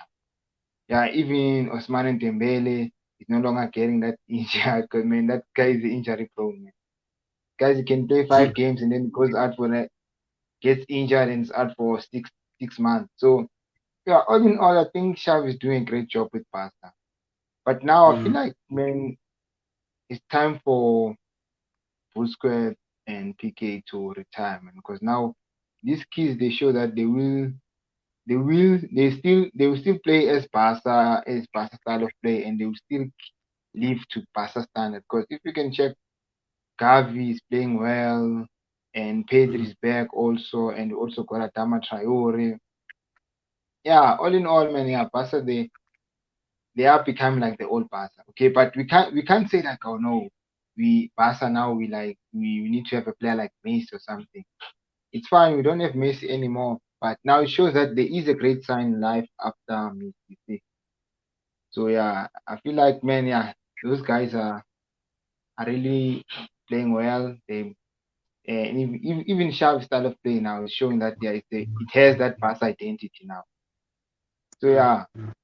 So I'm just overall excited with Barca. I know even if when I play FIFA now, I'll just choose Barca because I know, man, we have a lot of players like Aubameyang, man.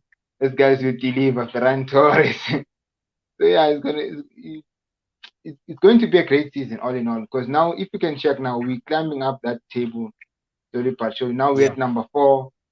So because now the main objective now is to qualify for Champions League. Because man, I don't like seeing Barca playing Europa League. A team like Barca, man, we used to play the same league with Real Madrid, man. But now look, we're at Europa League. So man, all in all, man, we're pushing step by step. Yeah, we're improving. So I just hope that they won't like I just hope that Xavi won't destroy the good squad that they have. Yeah. Sure. Nah, perfectly summed up, man. Yeah, let's hope Barca comes back soon, man. We don't want to see you in tears anymore, man. But yeah, I'm gonna move to Sims and then we're gonna wrap up La Liga talk. Sims, what do you think about the Barca result? I mean, What I'm gonna say, obviously I'm not a Barcelona fan. You see, I'm not a Barcelona fan, but I do like, to check out their games. But this weekend I was not able to. But I'm gonna respond to what my cousin was saying when it's like Barca's main objective is qualifying for top 4. No, it's not. It's winning the Europa. How? You guys must win the Europa. Don't be afraid. You must win it. You can play in the Europa. So do win it. I will win it. I will win it, and then let you show you guys. I remember. Don't try compare Barcelona with Real Madrid right now. You guys are so far. Madrid are so far above you guys. You guys still need to get the right players, improve. Remember, most of the players that you have are temp players. You don't know what squad you're going to have when the season has finished. Because even Adama Traore, he's alone until he's made, or did they sign him? I know he's alone until they sign him at the end of the season.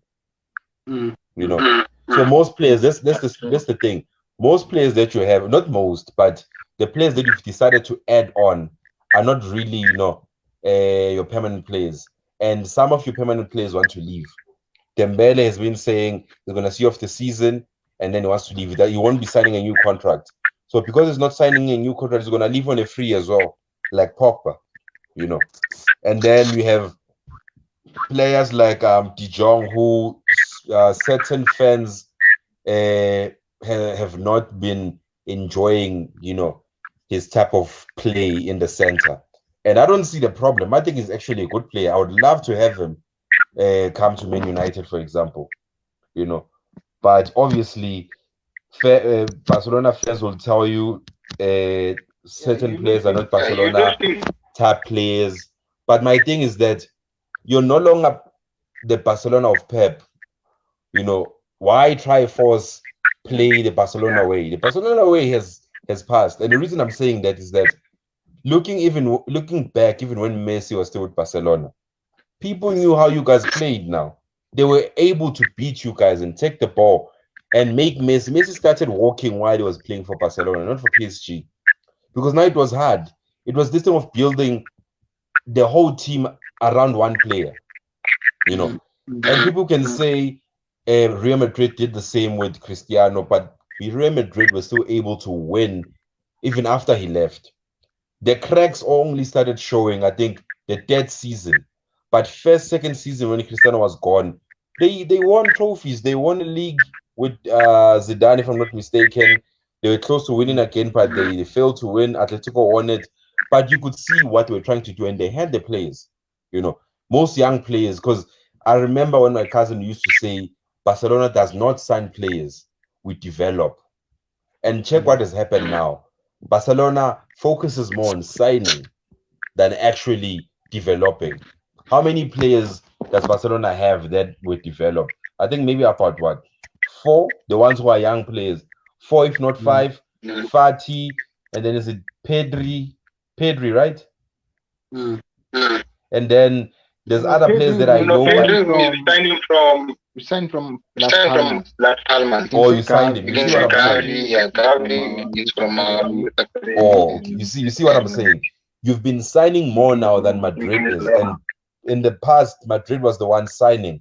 But now they are seen developing players like Valverde, Asensio, who this other kid, now I'm forgetting his name. Players like Nacho, players like I forgot his name now. But yeah, Madrid now actually has more players that are coming from a development, And this is as much as we're signing, and the players that we're signing are not players that are made already. Rodrigo, Vinicius, those were players most people didn't know how they were going to perform, And Barcelona now are trying to sign players that are already made. Someone like a Traore, we already know what Traore can do. You know, we already know what he can do. So it's one of those things of him actually then doing it with Barcelona. And then Aubameyang as well, we already know what he can do. And with a team like Barcelona, I feel also that he can do great. As long as you get the ball to him, he can score. We saw how he played for Dortmund. And he messed up by going to Arsenal and not Barcelona because Barcelona wanted him, you know. So the players that we've been signing, like I said, is players that you already, you know, we know what they can do. There's not so much you can do to improve them, but maybe they can get improved in a big team like Barcelona. You know, so like you said, with Xavi being there, I think it's a great thing. Like I was saying, he might do the same thing that Pep did with Barcelona. He played for Barcelona, so he already was respected by the players that he coached. He came up with most of those players from development, so they respected him. So same with Xavi. Xavi coming back to Barcelona, he won everything with Barcelona. So most of those players have enough in them to be like, you know what, I need to give this guy the respect that he deserves. Even the players that are coming up from development, they need to respect him because he's Xavi. It's the same as saying, okay, you bring back Iniesta, is going to be part of the coaching board or whatever. They're going to respect him, you know. Same as Puyo. But one funny point that my cousin pointed Celso, saying that Busquets and PK should leave. I don't see that happening. I mean, Barcelona is still bringing back Daniel Alves to play. Now they want to bring back Puyol. They want to bring back Eto'o. They want to bring back Iniesta. And there's talk of bringing back Messi. It's like they're trying to see a way forward, but at the same time, they're bringing back all those guys. It won't work like that. It's the same thing that is happening with Man United. Man United are bringing back people that played. They brought back Fletcher. They brought back Ole. Carrick was there. There's other people. They thought by bringing back those players, they might try and capture what Ferguson had. But it's not easy to do that. You still need someone who is a great manager, who knows how to tactically set up his team. And that's where the issue is. But with Xavi, like I said, he seems to know what he's doing because he actually went and practiced what he's doing somewhere else. Because when I saw videos of his team in the Arab, the way they were playing, I won't lie, I was shocked. The tiki-taka, the pressure they were putting on the teams that, you know, they're putting on them. And some people can come and say, no, but it was a team in Dubai or ever. But he got them to play his way. And once a coach or manager can get players to play his way, you've as a manager, you've achieved your objective. So same with Barcelona. It's a good thing that certain players are part-time because when the season ends and certain other players that were costing Barcelona money leave, they'll be able to actually go inside. You mentioned Pogba, you know, and I remember hearing that even Barcelona might be interested in Pogba. You know, Telemans won't be renewing his contract, and most teams want to sign him. I've heard rumors as well that, you see, I've heard rumors that even the Barcelona, even the Real Madrid might want to go sign such a player. Erling Haaland as well. There's rumors that he might go to Barcelona or he might go to Madrid. There will be so many shocks after the season has ended when all these players are available. So Barcelona can definitely rebuild in one transfer where they get the players they need. At the moment, they have Aubameyang, he's doing great. But if they want to get another striker, they can go get Erling Haaland. If they want to get a player in the center, they can go get Pogba. Because Pogba right now, he won't be signing any contract with Madrid because he wants to see which teams are going to be coming after him. You know, so whichever team that will come with the better offer gets him. If Madrid gets us like, okay, we're gonna give you your 500,000 per week, you're gonna join Madrid. Already Madrid has a great team. You know, he will just be a piece that might end up be a piece that was missing to actually get them to be a top team again.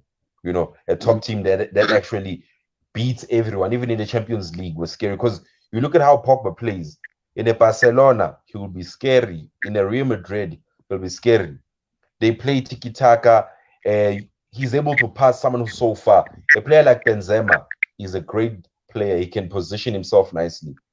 Vinicius has so much pace and he's very skillful.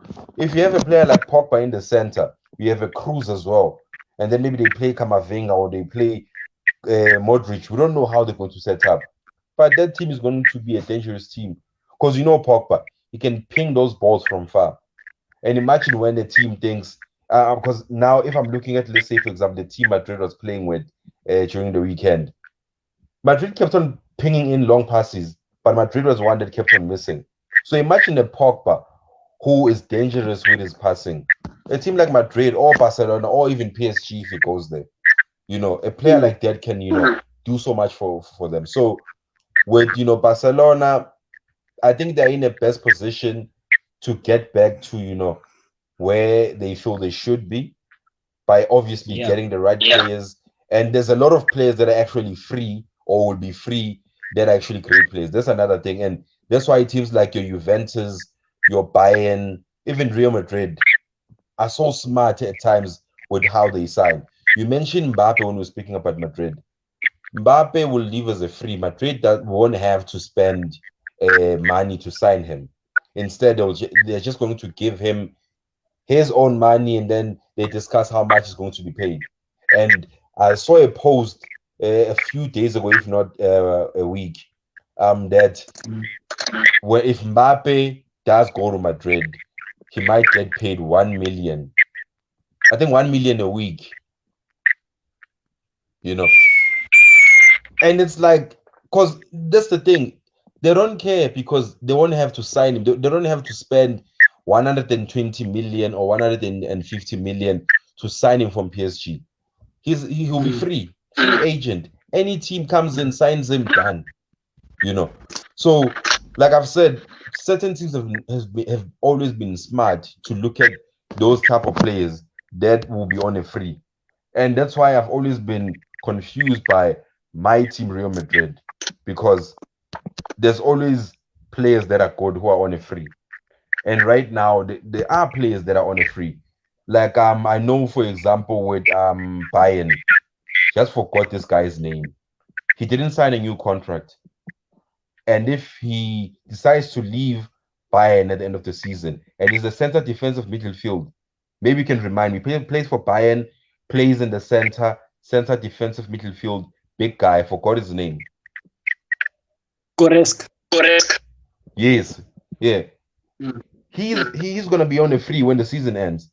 And if a team like Man United is smart, they can do the same thing that teams like Real Madrid, Juventus, even Bayern themselves do. You know, because we're gonna lose Pogba on a free transfer. We're gonna lose Lingard on a free transfer as well. You know, and when we lose them, we can actually go get players that are free as well, who are actually still young. They just don't want to sign a new contract. They want to go and experience something new with other teams. And that's what we can do as well. But I don't know. Because right now we're going to lose 2 players on a free. And we can actually go replace them with other 2 players who are on a free. But like always, we don't move like that. We want to go spend 80 million in a player that will end up being crap. Because you look at Man United, they've been spending money. On English players alone, we've spent so much money. Sancho, Wan-Bissaka, Maguire. And then you like, imagine if we had gone and bought a player that is 10 million, or maybe even 40 million, or maybe get a player from, you know, who would be on a free transfer. But we never do it, you know. So it'll be very interesting when the season ends and certain players need to get a move. Because, I mean, Pogba, they've tabled a deal for him to sign, but he doesn't want to sign the deal. Because he's smart. He knows I can actually relax, continue playing, showcase my talents, and then the team that wants to sign me will come and tell me and give me their offer. Because Man United no longer has a say now. You know, I even had rumors that Pogba could even go to an English team. A Chelsea could rock up and say, "We want you." So imagine Pogba going to play for Chelsea. You know, so that's what I'm saying. There's so many opportunities for so many teams. Rudiger will be on a free transfer because he hasn't signed a new deal. If Man United wants him, they can go and sign him. But one thing I feel would happen he might end up with Barcelona or Madrid if Chelsea does not give him the money that he wants. Because I feel like if PK leaves, Barcelona would do with a player like Rudiger. And then with Madrid, Madrid, I mean, they did lose Sergio Ramos and also lost Varane. They could do with a player like Rudiger. You know, so yeah, let's wait and see what happens, man.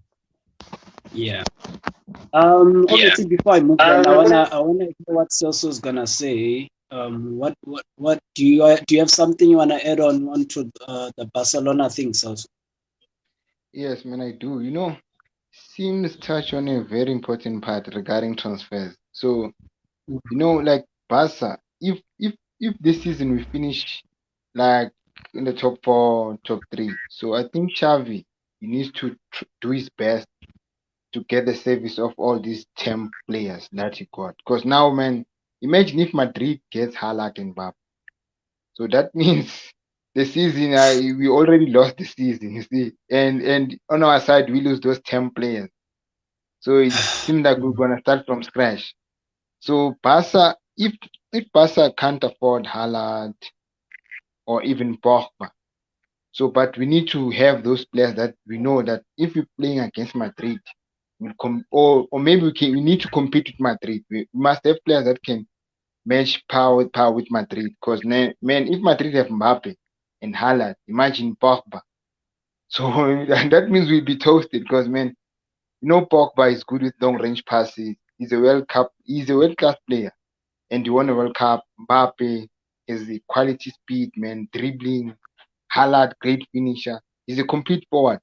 So if Barca can't get those players, I suggest that Xavi needs to make a great plan or do whatever he can do to at least have the players that we have right now. If those players are good enough to help Barca. Because man, if Madrid get all those players, it's game over to us, honestly speaking.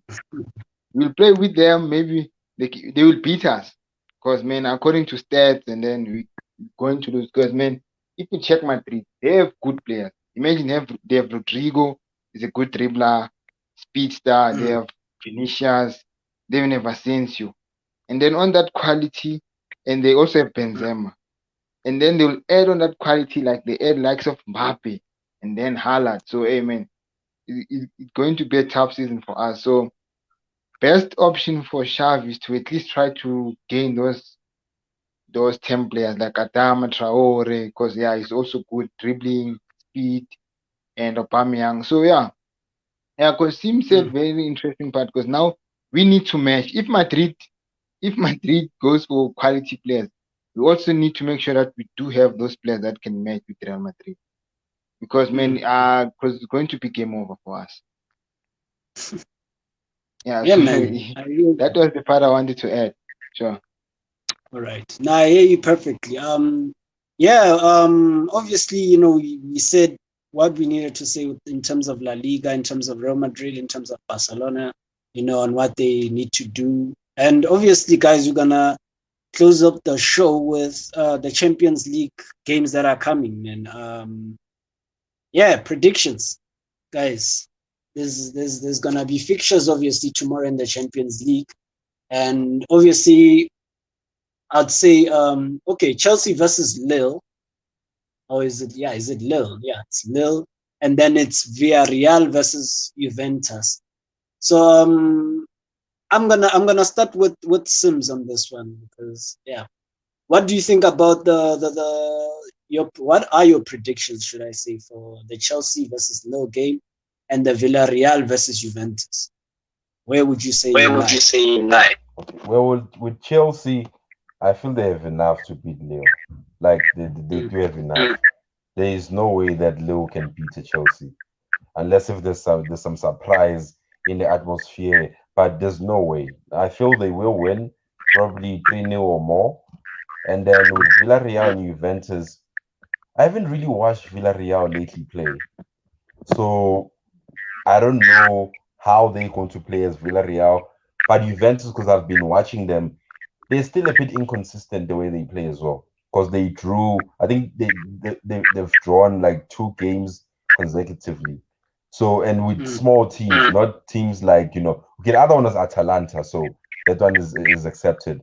And then the other one, Torino. How they shouldn't have been drawing with Torino. So I feel like with how they play, they can win the game if they turn up. But like I said, I don't know how Villarreal is playing lately. So I think I'm gonna side more on the side of Juventus winning. Because like I said, I don't know how Villarreal has been playing lately. So yeah, since says that Chelsea and siding with Juventus over. Yes, Juventus, yeah. Okay, now I'm gonna move to Celso. Celso, what do you think in terms of obviously the fixtures I just said? What are your predictions? Do you expect a surprise, or you also going with what Sims is saying? Okay, so with Chelsea and Lille, yeah, I'll go with what Sim said. But when it comes to the Chelsea game against Lille, it will test the Chelsea players' characters. Like look what happened with Liverpool and Norwich.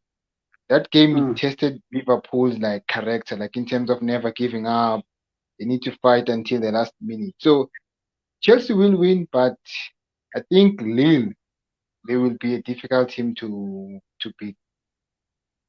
Yeah, but all in all, Chelsea will win. But yeah, but the one for Juventus and Villarreal, I'll go for Villarreal because Spanish teams, man, they have way of beating teams, man. Because they high pressing, they play counter football, and Juventus, Juventus, Italian players, they believe that experience is the key for you to win every game. Yeah, but sometimes if you're playing with young players, they're quick, they have speed, they have energy. So I feel like Villarreal will win because even Juventus now, they are a little bit shaky. They're not playing very well. Because, we even know Unai Emery, that guy, he is good at upsetting big teams. So I believe that Villarreal will win this game. Okay. Because also they gave us a headache. Do you remember in Super Cup? Super Cup it was what? Yeah. It was the Super Cup or it was Villarreal against Manchester. It was the final, final of Euro. Or not Euro, man, Europa. Those guys, they were busy. They pressed the whole 90 minutes, even extra time. So I do believe that Villarreal will win against Juventus. Okay, we've got an odd one out already. Yeah, man, I'm going with Sims. I'm sorry to say, but I feel like Juventus will slightly make, because they haven't been very well. They haven't been good in the Italian Serie A, but they've been consistent in the Champions League. Funny enough, I think they just built better at this moment in time to deal with the Champions League games. So I'm going with Juventus to beat Villarreal, and I'm also going with Chelsea, even though the Chelsea versus Lille game is going to be very tight. Lille are not an easy team to just swipe away. They've also given PSG. Yeah, so I'm going with Chelsea still, but yeah. The Wednesday games, obviously, it's Benfica versus Ajax, Atletico Madrid versus Man United. I'm gonna start with Celso this time, then I'm gonna end with Sims. Celso, what are your predictions for the Wednesday games? Wednesday games, when United at lunch bar, we're going to win. Because Ronaldo was born to destroy Atletico de Madrid. So they already know that they're going to lose, and Ronaldo will score maybe 3. And the game for Benfica and Ajax, I'll go for Ajax. I'll go for Ajax because Ajax, man, they've been playing great football in the Champions League. They dominated their group stage. So yeah, I'll go for Ajax Amsterdam. All right. Now it's straightforward, Celso. No surprises, no nothing on your predictions. Funny enough, but yeah. Sims, your turn, my guy. What do you think? What's your prediction? Well, I'm also gonna be going with Celso on this one. Ajax has been hot. As much as I don't watch it as much, but I've been following their results, the way that their coach Ten Hag has been pushing them. These guys concede less and score a lot of goals. So I foresee them beating Porto and then winning. So that one. Then with Man United, obviously, Man United is going to win. And the one reason that I feel will push Man United more towards winning, we have a lot of speedy players up front. And Atletico has an aging, if not already aged, defense. So I feel like it will be easy not easy per se, but if we do play proper and our defense is tight, and then our players, your Sancho, your either Ilanga or Rashford, if they put Rashford, and then Cristiano up front, will definitely score. And like Celso has said, Cristiano loves playing against Atletico. He might just get there and bang in another hat-trick again. And then I feel like this time around, if he does do that, Diego Simeone will have a heart attack this time around.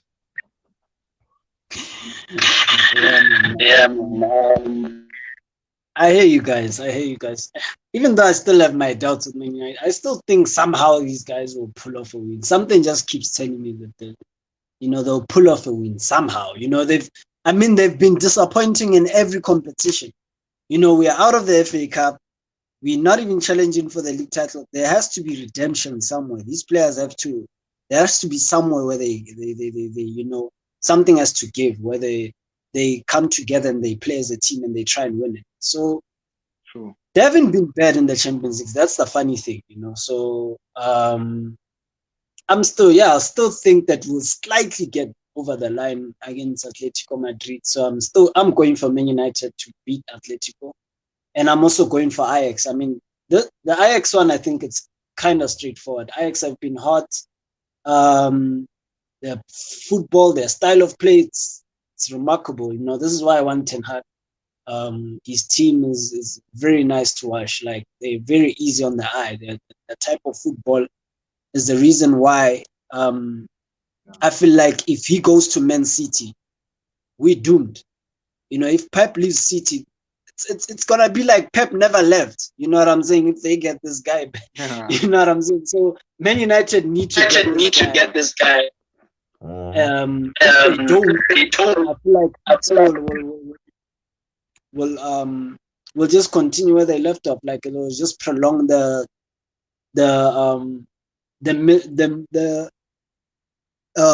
us being miserable, should I say? As a fan base. But yeah, man, guys, lovely to have you guys once again for the podcast, and hopefully next Monday again, we do this again. And yeah, seems you wanna round off anything off, from everything that I said, obviously from now. Well, yeah. I'll round off what you were speaking about now, about Ten Hag, the coach, saying Man United. Obviously, the whole podcast, Man United is just in our heads. Even when we're not trying to speak about them, we'll end up speaking about them, because it's one of those things. I feel like Man United is one of those teams that has a lot of following all over the world. Man United has more fans than any other team. And I feel like most people can agree with me with this. It sucks seeing Man United play so crappy and inconsistent, where you watch a game and you don't even believe if they're going to win, because even the style of play does not tell you that we're going to win. So talking about someone like Ten Hag, fam, I feel like if you were to get a coach like, I don't want a Pochettino, I don't want Enrique. And with Enrique, the one who's coaching the Spanish national team, I do not want the Sevilla coach, because those are people I've seen being mentioned. I don't want Porter, who coaches Brighton. I wanted Zidane, but it doesn't seem like he wants the job. So someone like Ten Hag, someone who his attack is amazing, his defense is amazing. It's one of those things you usually hear where they say, when your attack is amazing, at times you don't really need to look back on the defense. And I feel like that's how a team like Barcelona has played over the years, where they had the best mid and best attack. Their defense was not as great, but they pushed through because most of the time the ball was on their opposition side, you know.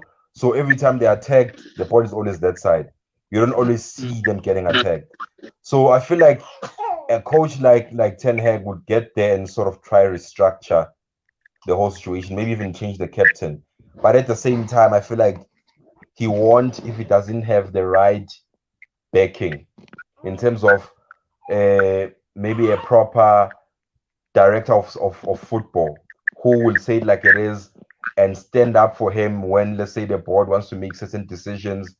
If we get a coach like a manager like that who will come with his own coach, imagine Man United getting a Ten Hag and he comes with his own coaches and they get to Man United, they coach players to play almost how Ajax is playing right now. And I feel like even if Van de Beek will come back and actually have a chance with Man United, you know. So yeah, man, yeah, Wednesday. Yeah, I'm hoping we win. I believe we will win because, like you said, looking at everything else, we've failed Carabao Cup, we failed FA Cup, we're failing in the league. We've only have one tournament where we can try to redeem ourselves. We can't say we're redeeming ourselves by reaching top 4. That's not redeeming ourselves. Because I mean, how many times have we qualified for the top 4 and we don't do anything with the top 4? Because if we were qualifying for the top 4 to actually try compete for Champions League, then I would say, okay, cool. But we qualify, but we do not perform. So it's one of those, there's no use. Even the Europa, it's like at times like Man United can just be out of all the cups, even though I don't want that to happen. But maybe that can sort of push them to try focus on restructuring the team the right way. Because right now, if we are not in the Champions League, we're in the Europa, but we never win it. 2 seasons in a row, we went into the semi-finals and failed. And then the third season, we go to the final, we fail again. Sevilla has won the Europa 3 times. As much as this Europa is not the trophy that we want, but you expect your team to win whatever trophy they're playing for, you know. So that's why I'm saying top 4, it's useless because we never use it, you know. So yeah, man, let's see how our team is going to perform when they're playing Champions League on Wednesday. Yeah, and hopefully we'll be, you know, excited with what they've achieved. No, pretty much summed it up. Celso, you wanna add anything before we wrap it up?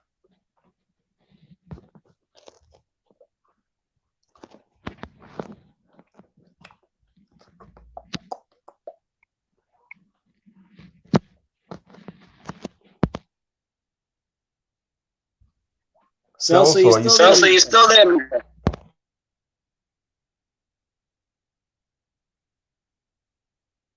Oh snap! I think we lost the guy, but yeah, man. On behalf, obviously, thanks guys, like for joining me, and obviously for this wonderful Monday podcast. Yeah, long as hell. This time we did 2 hours and 14 minutes. Remarkable. It just shows and goes to show that we always have a lot to say when it comes to football. And okay, Celso has joined me. So yeah, before we say our goodbyes, yeah, Celso, can you round it up quickly? Since you disappeared there. Yeah. No, I do agree with you guys, man. Yeah. I fully agree with you guys to have that new manager Ten Hag, but like Sim said, man, it's up to the board if they're willing to let the coach do his own thing. Because now you can't just bring a great coach and tell him what to do. Because maybe the reason he took Manchester United, you want to have his own structure, his own players, like what Pep did. You know, when Pep went to Man City, he chopped like almost half of the squad. Yeah. From Clichy, Nasri, Yaya Toure. Great players, man. And many fans were busy complaining like why Pep is selling these players. And man, look what he has done right now with the whole Man City players. with the whole squad that he has now. So yeah, Manchester United, if they get him, let the coach play his own music, do whatever he wants, bring his own stuff. And maybe if he decides to sell Maguire, he should let him sell Maguire. If he decides to sell every player, he must sell them. Because, man, all in all, man, if you sign a manager, you must let that manager do his own thing. Because you sign him for a reason. And if you can check every season, because this guy, man, check Ajax Amsterdam. They took Van de Beek, they took De Ligt, they took Ziyech. But next season, he still managed to come with great players. And he was able to promote players who maybe play better than Ziyech in the Ajax, who play better than Van de Beek. So he's able to balance his squad. Even if Ajax lose great players, key players, but he still comes back stronger. So yeah, if United get the coach, they should just let the coach do his own thing. Then maybe we can win and we can compete for the league. Joshua, that's All my right. roundup, gents. And sorry for arriving late. Sorry, man. Nah, it's all good. We forgive you that. But yeah, guys. Thanks for coming through once again. This was our third one. Hopefully next Monday we do this, and we'll be happy with the results on Wednesday. We also playing on Saturday.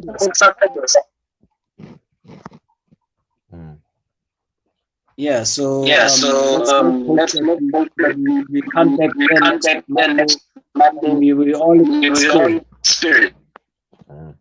Hopefully, yeah. Celso, see you guys on Monday. We have a good week, guys, and yeah, let's hope our team performs, man. Like you said, so that we come back and we're happy and excited. Yeah. No peace, guys. We Happy to be back home Sure, gents. after 12 years. Good game, man. Really good game. Like I said to Martinelli. Hello, Antonio. Nice to see you again. Hello, good afternoon. It's gone through Laporte. Rodri! Dieser Lewandowski-Auftritt sorgt für Wirbel. Looks like he lost another